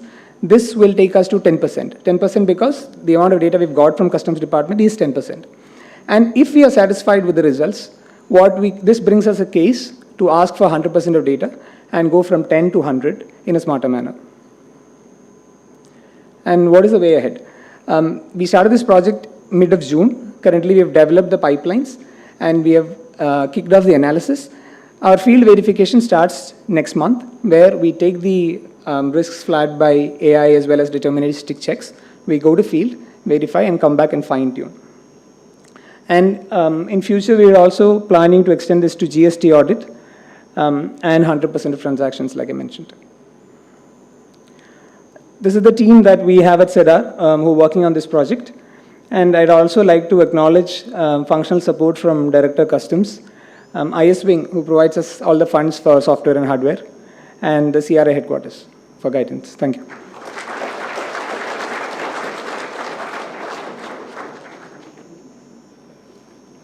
Thank you, Mr. Ganesh. You have given a new look and methodology to the way customs audit has been done so far in the department. Best wishes to you in scaling up this project and implementing it across department. Our next demonstration for the day is given by Sri Bhargav Ram Kayati from Principal AG A&E Office, Jharkhand. His project is titled AI GEMS. AI GEMS is an AI-powered system that helps manage gazetted entitlement to using OCR automated rule checks and multilingual voice-enabled chatbots to provide quick answers from government gazette orders and monitor cases in real time. Just to give a background, gazetted entitlement GE is a specialized wing in CAG offices responsible for managing, verifying, and authorizing the pay, allowances, leave accounts, and service records of gazetted officers and constitutional dignitaries of a state government. Now I request Mr. Bhargav to demonstrate.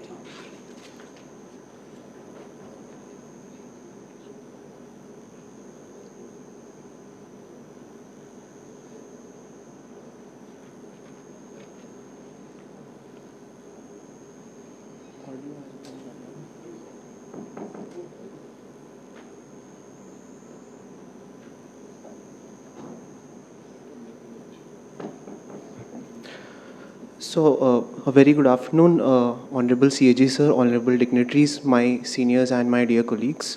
So, as ma'am has already highlighted, gazetted entitlements is one of the main important functions of an A&E office, where we get a lot of applications through the DAC or the receipt record section within our offices. We get physical applications where in the form of unstructured data like documents which are bilingual and in some cases Hindi and English and other regional languages. So our office sectional staff has to go through those documents, scrutinize those documents and decide whether a particular benefit has to be given to a particular gazetted officer, like issuing his payslip, giving his leave account, giving his MSCP, giving his DACP, which is very crucial to the gazetted officers of the state. So during this, we use a lot of rules and we scrutinize the incoming DAC applications. For that, we have developed this end-to-end automated AI-based application. It also has an inbuilt AI-based conversational assistant by the name of GEMS Sarthi, which I'll be demonstrating to you. And lastly, I'll also be demonstrating the live monitoring and how we do the monitoring and prediction of the upcoming cases, upcoming G cases in the coming month.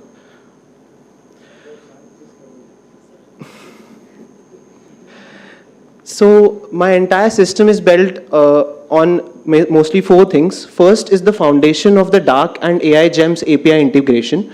So we already have a DAC system in our office which scans these incoming letters. One of the main challenges was integrating with the GEMS applications which we have in our office. So we integrated it through an internal API so that the date of the pendency of that case is taken account right from the point the letter reaches our office, not when the case is being keyed in the GEMS system. The first AI-based layer is the case layer or the AI OCR which we do. for scrutinizing these incoming documents. The second layer, second AI layer, is the GEMS Sarthi, or the voice-enabled conversational assistant, which could be queried in any language. And the last layer is the monitoring and analytics layer, in which we monitor the live pendency of these cases within our office, that with whom these cases are lying, with which AO or senior AO or accountant, and do an aging analysis of these cases. So I'll just move right to the demo.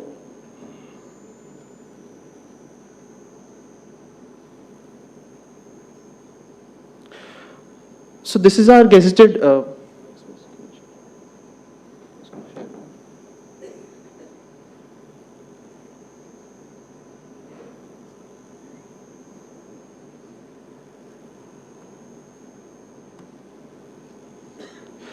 So this is our gazetted entitlements management system within Jharkhand, which we are using, and we have built an AI layer on top of it.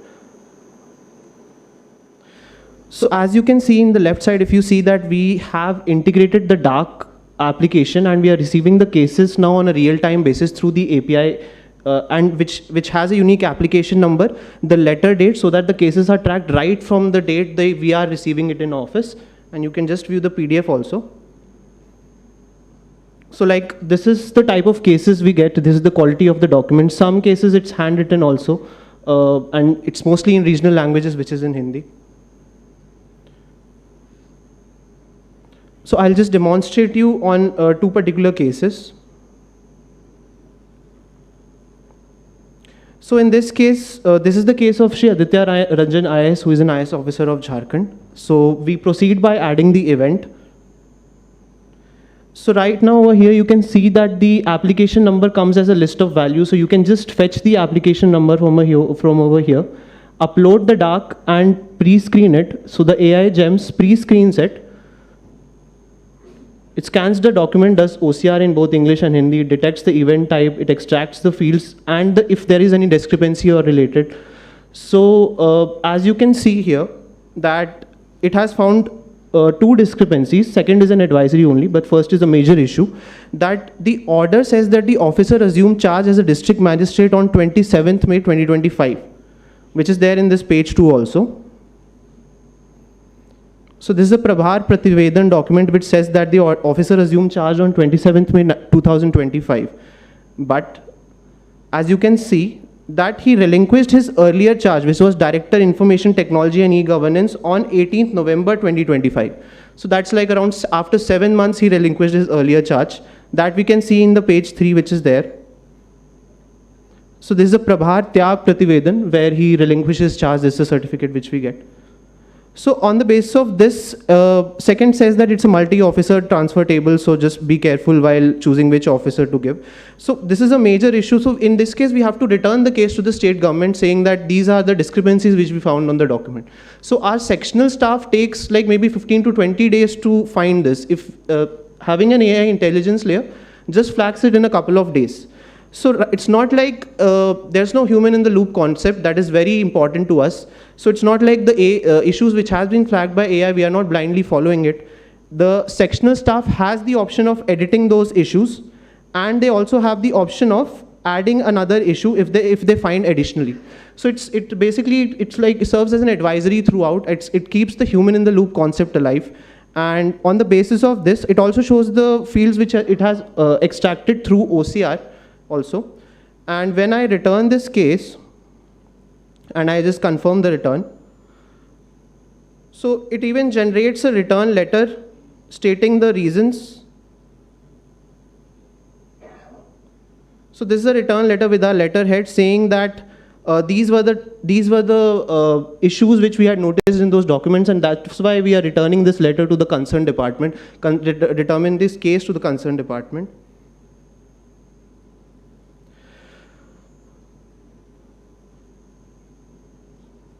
So second case, I'll just show off an officer where there are no discrepancies. So this is the case of Shri Kumar Tarachand IAS, where we are, in this case also, like we can just select the dark from the list of values and we just upload it. And rest of the things the AI does it goes through the documents, it detects the event type, extracts the fields and money column. and it flags for discrepancies if there are any. And here it says that there are no discrepancies found. So it also mentions what all fields it has extracted through OCR from the application, from the dark application. And here, if we just check it,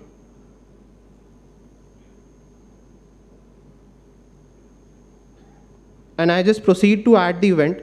So right now, as you can see that there are several tabs in our application, but these are all pre-filled based on the OCR text which it has extracted. So our staff has to basically manually enter all these details in these tabs. But right now through OCR, we have pre-fetched it.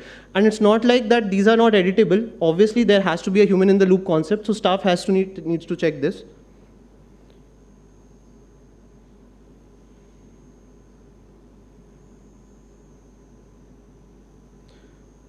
Then we just go on to generate the payslip, which takes around, generates the money column based on the pay and the benefits from which fetches from the backend itself.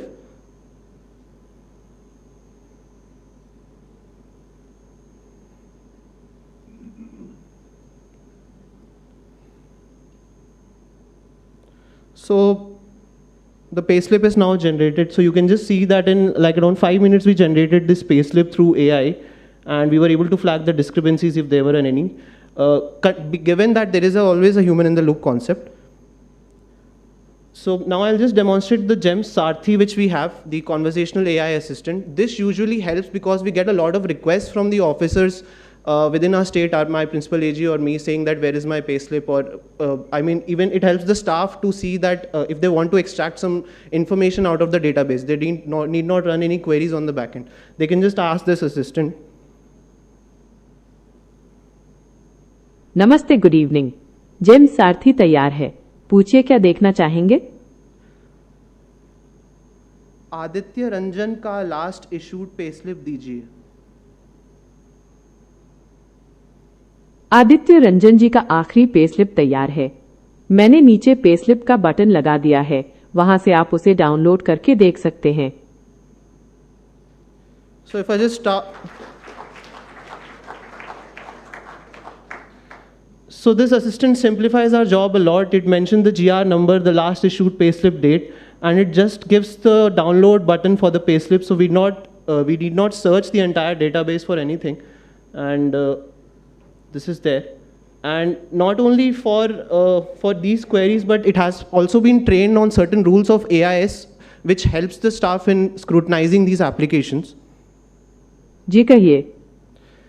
AIS rules 1968 का rule number 20 बताइए।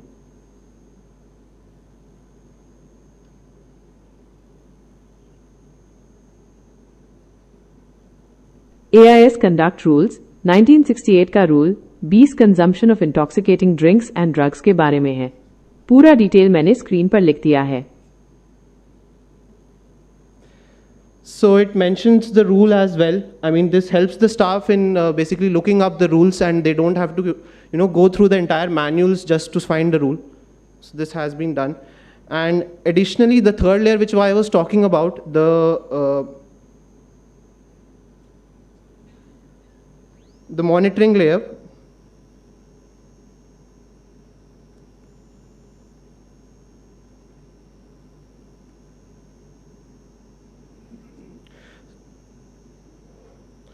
So this is our monitoring dashboard, which is there for monitoring the cases which in our GE sections who authorize these benefits.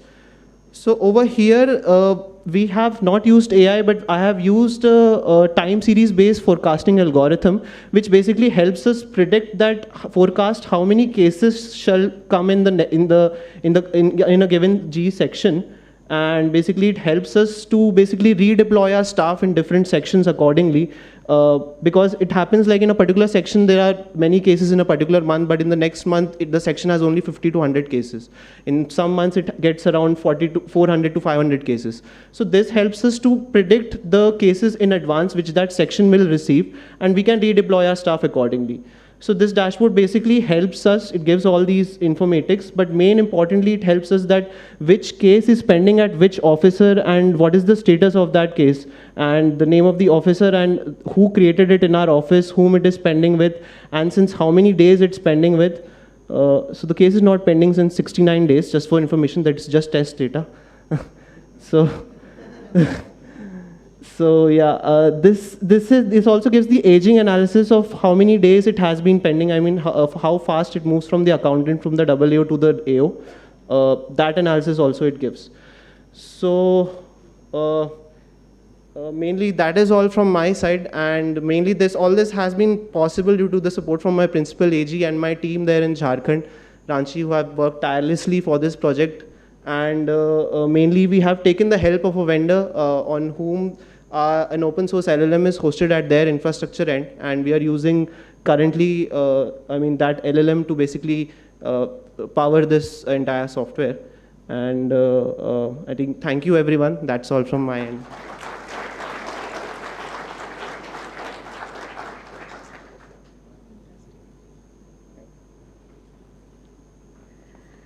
Thank you, Mr. Bhargav. I'm sure the faculties will be really pleased to see the way the course has shaped the participants in developing basic tools to advance applications like AI gems. All the very best to you. Our last demonstration is by Sri Karan Vora, Director from DG Central Expenditure Office, New Delhi. His project is titled PFMS Voucher Analysis and Automated Sampling Application. This is a Python-based web application that enables auditors to upload raw PFMS data and instantly obtain an analytical picture. This application has also been rolled out in audit offices, auditing union ministries in the CAG organization. Without further delay, I now invite Mr. Karan to demonstrate his application.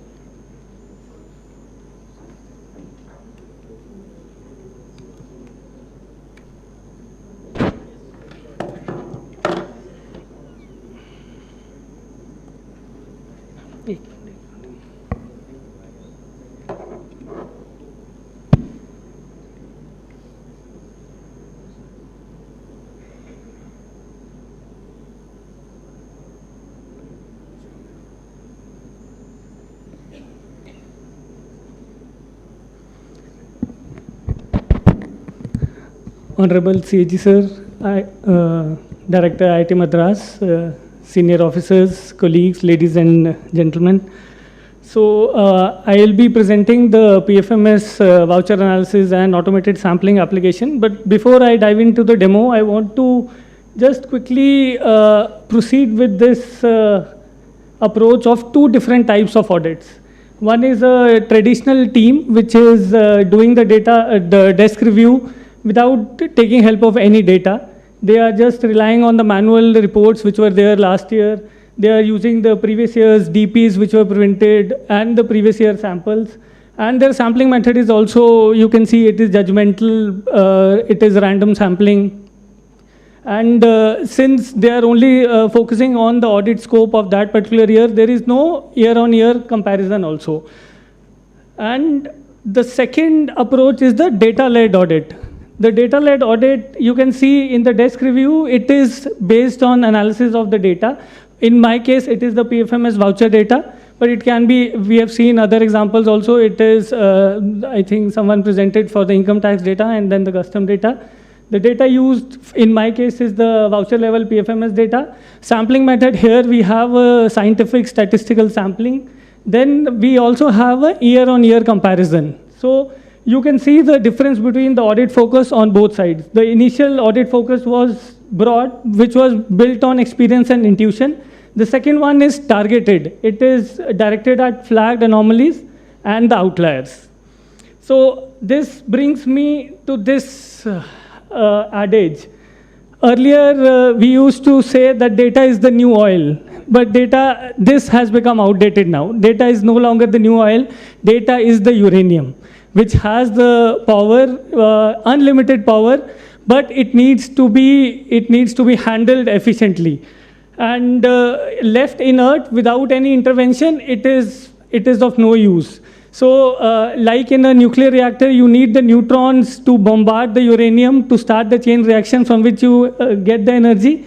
In my case, that neutron bombardment was this AI ML course at IIT Madras. which in effect started the chain reaction, which led to the development of, among other applications, this PFMS voucher analysis and sampling tool. So coming to the application, this is a 3-stage workflow. The first one, we simply upload our base data downloaded from PFMS, and then we preview, set the filters, and in the third stage, we get the results. It is as simple as that. And the anomalies that are being detected within the application, it includes, the first is whether there are any missing dates within that voucher level data, whether there are any data anomalies, like any voucher which is not relevant to that financial year or the data dates that you have selected, or is there any duplicate voucher, any vouchers with negative amount, which is a big red flag, any vouchers with 0 amount, and then the outliers which are calculated based on the IQR method. Besides this, we also have the year-on-year and month-on-month comparison. So the application gives the flexibility to upload data up to 3 years, and then it calculates at the object head level any differences, like any amount increase greater than 50%, any increase in the number of vouchers greater than 50%, any decrease in the voucher amount greater than 20%, similarly for voucher count decrease, and any new bookings which were not there in the previous years. Similarly, you can also select a month to do a month-on-month comparison as well. And the third level of this application is the automated sampling. So if you go back to the initial slide, where the traditional approach was judgmental sampling, this is scientific probability proportional to size sampling at 2 levels. So at the object head level first, and then within that object head, it samples the vouchers based on PPS. The key benefits, it helps, it increases the efficiency, because earlier this all was being done manually. Now it is at the click of a button. Then analytical depth, like I mentioned earlier, there used to be no year-on-year or month-on-month comparison, which is inbuilt into the application. Supervision, it helps me in checking whether the audit team which has gone on the field, whether they have checked all the vouchers which are selected through this application or not. And then data security, being a Python-based application, it will be run within the system of the user, and no data is going anywhere. Now I'll come directly to the demo of the application. So like I mentioned, it gives you the option to upload data up to 3 years. I'll choose 2 years here, and I am uploading Ayush data for 24-25 and 25-26. And when I click on Analyze Files, it will analyze those files, which I have already, in the interest of time, I have already done that part. So in this, it checks that there are 3 total DDOs. The years that are detected are 24, 25, and 25, 26. And there are total 5 grants under which these DDOs have received money. So then it also gives you a DDO level analysis, that which DDO processed how many vouchers, and what was the total amount processed by them in which year. So for 24-25, we can see the DDO 218266 processed the maximum number of vouchers amounting to around 2,333 crores. Similarly, similarly in 25-26 as well. Then earlier we used to go under the impression that will be a March rush, and the teams will go to the auditee and ask for, based on the judgmental sampling, that give us vouchers for the month of March. We'll scrutinize them and prepare our inspection report. But you can see it is not always the case of March rush. In this case, you can see the peak amount month for 24-25 for this PO was Feb, not March. Similarly, for 25-26, it was December, in which the maximum expenditure was booked. But though the number of peak vouchers, the numbers is still March, but the amount varies. Then I have the filters. I can select the filters, any object heads that I want to include or not include, and then I can run the full analysis. In this case, based on the full analysis, there are total 6,980 unique vouchers for these 2 years across these 3 DDOs. And you can see the table. It shows where the problems are. It has found out that there are no missing dates, no date anomalies, duplicates, or negative values, which is a good thing, but there are 0 amounts. So these zero amounts are generally for the DC bills which need to be settled based on the AC bills which were drawn. So, but there can be bigger amounts of AC bills which were drawn. So the teams, this is a red flag for the team. They can go and then scrutinize why there are zero amounts. Similarly, based on the outliers, they can go and check these outliers as well. And it gives you the option to download the CSV file as well as the Excel report. Now, here is the interesting part. In the traditional approach, there was no year-on-year comparison. But in this, you can see if there is any more than 50% amount increase at the object head level, that will be flagged here. If there is any decrease in the amount or any new booking, that will also be flagged here, which the team can then go and then check at the auditee side. Similarly, it gives me an option to select any one particular month that I want to scrutinize. Let's say I want to scrutinize Feb across both the years. So it will do that and give me the comparison for the month of Feb in 25-26 as compared to the average of the last 2 years. Then there are a few charts. So if I want to see where the maximum expenditure is booked for a particular DDO, this helps in visualizing that. And if I want to see across the DDOs, how they are performing within one particular object head. Let's say I want to see office expenses across these 3 DDOs. So I can see the maximum expenditure is being booked by 218266 DDO and so on. Then the last part is the automated sampling. So I can select, this gives me an option to select the dates as well. If I want to, let's say if I want to select only maximum vouchers from the month of Feb, in which I know was the maximum expenditure booked for that particular DDO, I can select the date range and the number of vouchers as well. So if I can vary this, I want to select 500 vouchers in this. I'll run the sampling and it will give me the object heads and from which object head, what are the total number of vouchers and how many percentage of vouchers have been selected from that object head. I can simply download that sample and this will be the input for the team to go and then check at the auditee side. That's it from my side. Thank you.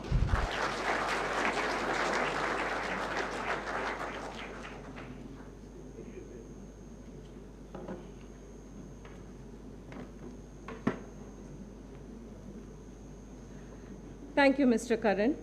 Now is the right time to analyze the impact it creates in the audit process. Nevertheless, thank you.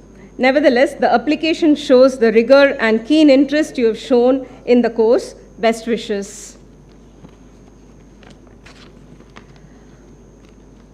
Now that the 5 demonstrations were only a sample of the batch 1 participants have come with many more practical applications in hand, which will be taken up separately by the CTO wing of CAG office. Once again, our congratulations to every participant of the successful batch. This is precisely the impact the program was designed to create. Congratulations. It now falls to us to formally express our gratitude to all who have made this occasion possible, and for this, I invite Dr. M.J. Shankar Raman, CEO, IITM Pravartak Technologies Foundation, to deliver the vote of thanks.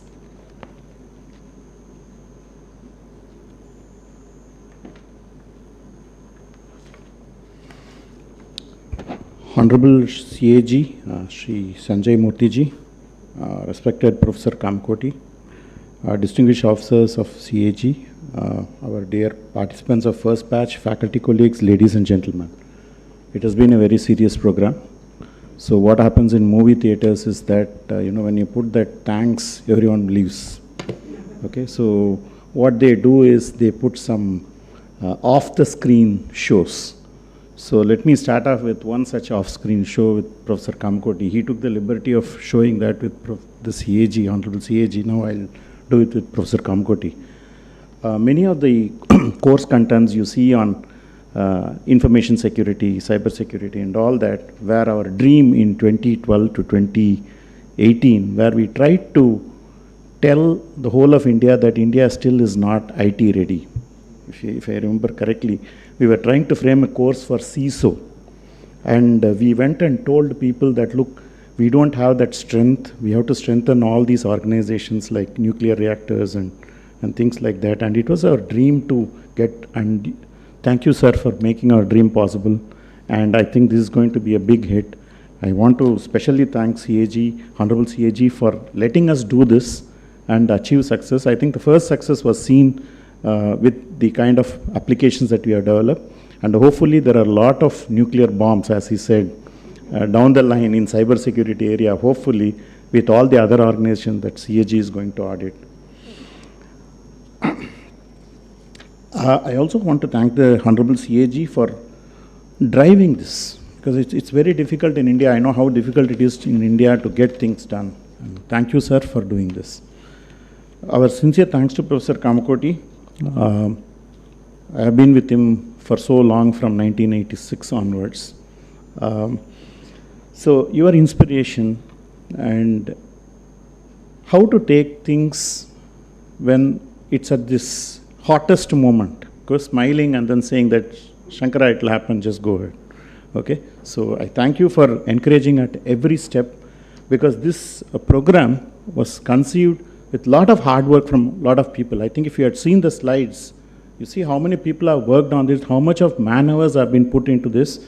And the only reason is that we have to showcase India, that we are the people to be there, and we are going to demonstrate to the world that we are going to lead you. And the other countries which are leading us, you don't have so much samples, and we have so much of samples, so we'll lead you in AI. And thank you, Professor Kamakoti, for taking that effort. To the senior officers of CAG involved both in our programs, sir, you did not merely sanction the program and step aside, which happens in many of the other departments. You were part of it. You sat with us. You spent the midnight oil. Okay, thank you very much for all these things. Whatever is the quality of the program and quality of the results that you have seen is because of your hard effort. A special word for our nodal officers. They approved the syllabus module by module, went through recorded content minute by minute, and I just want to recollect what Ilayaraja told when he was directing or making music direction for some of the movies. He said, at least you people, when you watch a movie, you don't like it, you get out and go. But as a music director, I have to do again and again, look at the torture I would have faced. So that is exactly what you would have done. Okay, because the first version was not good, so let me go back again, and listening to the same lecture again and again and again as if you have failed in that subject is the worst thing to happen. But thank you very much for staying with us and getting this done. And to the participants of our first batch, first batch is either easy or difficult. Professor Kamakoti was the first batch student of Self-Financing Engineering College in Tamil Nadu. And he had to take 14 subjects, if I remember correctly, 14 or 2 semesters, right? 2 semesters together, a week after other, and he cleared everything. We were the second batch, we knew that that might not happen, and we cleared every semester. So the first batch is actually the one who's taking the brunt of everything. Even in the aircraft, the first front is the one which faces the brunt of everything. So thank you for taking that brunt from IIT Madras and still clearing everything. A special thanks to you. And then I have to come to IIT Madras faculty. Thank you, professors. Thank you for conducting such a great course. I know when we were discussing internally on how this course are progressing, there used to be excellent feedback for many of the faculty, for most of the faculty, I remember. And some of the faculty where the feedback was given, the faculty also went back and corrected and came back. So this is very good. A great amount of learning was done between the faculty and the participants and the faculty. This kind of closed loop is very unique in these kind of courses, and that I believe will transform these courses much better. And that's why we are reviewing, even in the new curriculum, we are reviewing the syllabus every 3 years. Just because one is technology advancement, definitely, but then second, based on the feedback of the participants. We also thank our faculty from the partner institutions, our industry resource people. They played a very major role in these courses, our SME team, and their teaching assistants. I place on record our gratitude to our officer on special duty, Colonel Parsardi. We all hate him, okay, because he is behind us always. And Professor Sarathi, sir, okay, he said, I got a call from Sarathi, and Bala used to say, Sarathi is calling me again, okay. So thanks, sir, but that's the way we work, okay. There's a lot of friendliness when we work that way. Okay, and sometimes Sarathi sir puts the blame on Bala, and Bala says he puts the blame on Sarathi sir. So I have to sit and listen to both. Okay, I don't take it to Professor Kamakoti anyway, but I have to listen to both. And then the post-production team, I know we call him 32 minutes Balaji, because he named his company as 32 minutes, and he trusts everything within 32 minutes. Even the final Swayam Plus portal, I think he got up in 32 minutes, if I remember correctly. So true to his name of the company, he's doing the good job. He's a startup promoted by Pravartak. So Pravartak is also into incubation, and many of you want to start any startup, we are there. Okay. So because looking at the ideas that you are getting, I think some of the tools are brilliant. Okay. One word, brilliant. Okay. So, but what is going to happen is, I hope, sir, CAG is not going to be a pain for other departments. Because with these kind of tools, you get hated very badly. Okay. So wish you all the very best for that. And our thanks to IIT Madras management team, IIT Madras, for supporting us, okay, giving this kind of auditorium, especially the IC and SR team. This event was held very smoothly because of the lot of logistic support that they gave us and the management team. And finally, my thanks to my own team. They just asked me, come to the function, don't do anything else. Okay, we will take care of everything. So thanks, Sujit, Bala, and other people. And ladies and gentlemen, today we close the first chapter. I think this is beginning of the first chapter and second chapter, and I think we have done a good enough job. Let's all thank ourselves for doing such a great job. Okay, a round of applause. And we would like to see many more visits of the Honorable CAG and his team to IIT Madras and also to IIT Pravartak, not for escalations, but for such functions. Thank you very much, sir.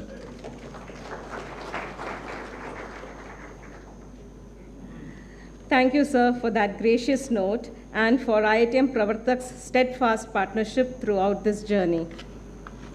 With this, we come to a conclusion of the ceremony. We now request everyone present to kindly rise for the national song followed by national anthem.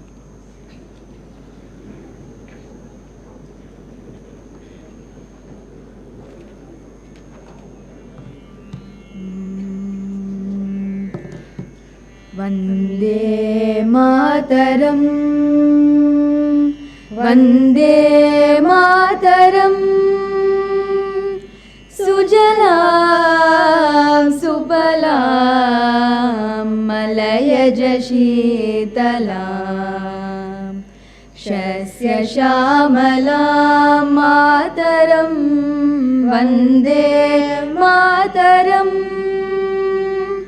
Shubhra Jyotsna Pulakitayamini Pulla Kusumita Dhrumadala Shobhini Suhasini Sumadura Bhashini Sukadam Varadam Mataram Vande Mataram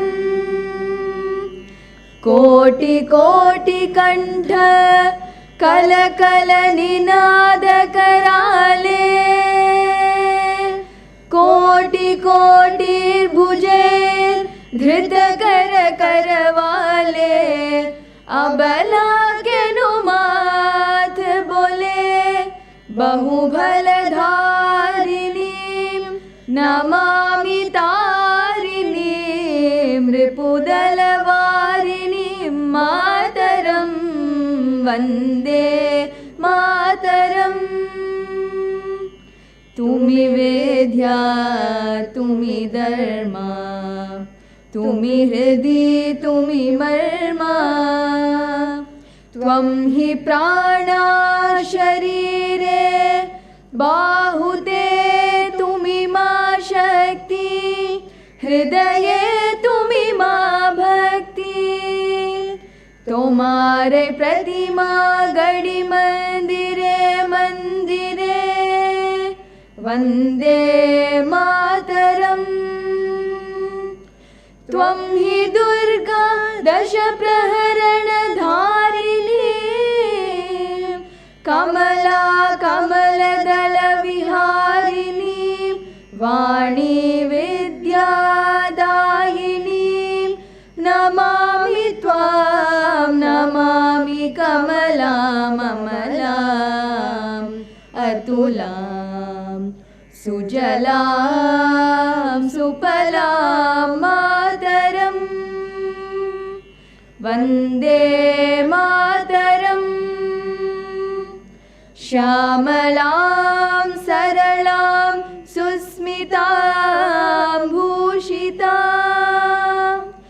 धरणीं भरणीं मातरं वन्दे मातरम् वन्दे मातरम् वन्दे मातरम् जनगण मन अधिनायक जय हे भारत भाग्य विधाता पंजाब सिंध गुजरात मराठा द्राविड उत्कल बंगा विंध्य हिमाचल यमुना गंगा उच्छल जलधि तरंगा तव शुभ नामे जागे तव शुभ आशीष मागे गाहे तव जय गाता जनगण मंगलदायक जय हे भारत भाग्य विधाता जय हे जय हे जय हे जय जय जय जय हे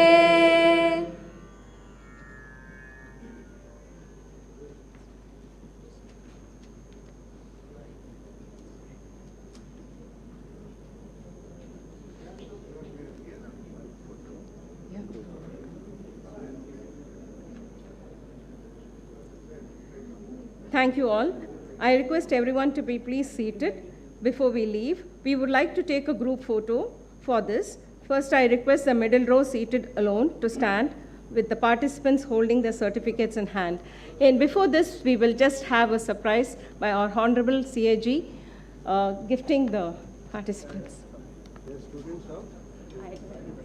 Of which one is final year mechanical, one is the fourth year, third, second year. Yes, yes, sir. Come.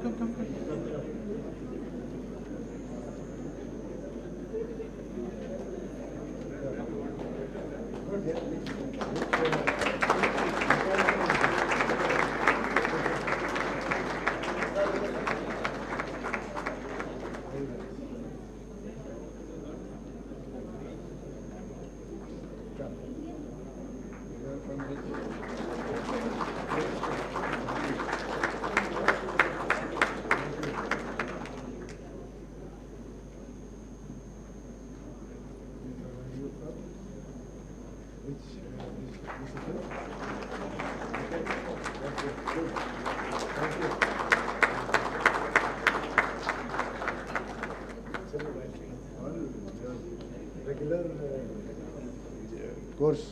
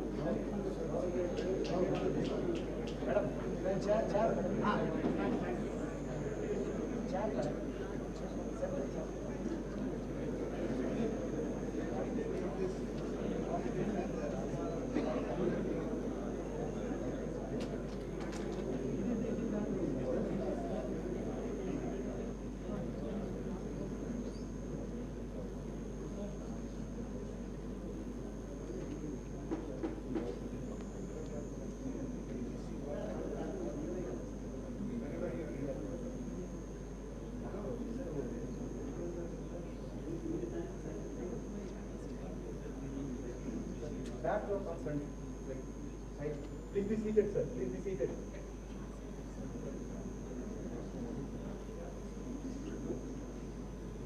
Right, sir?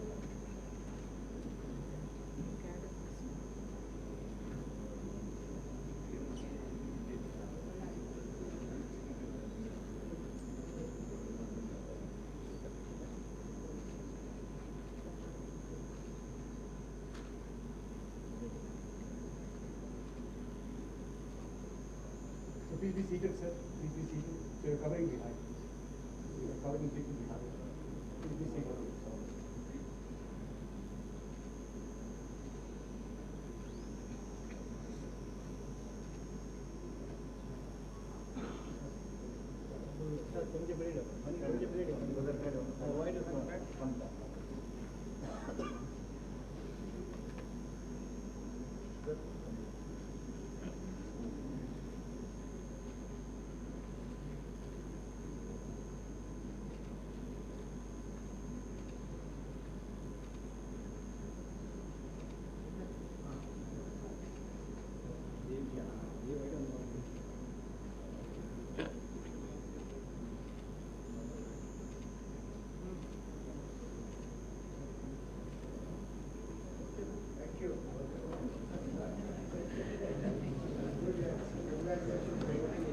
We now invite you all to join us for high tea, following which the proceedings will draw to a close. Thank you so much.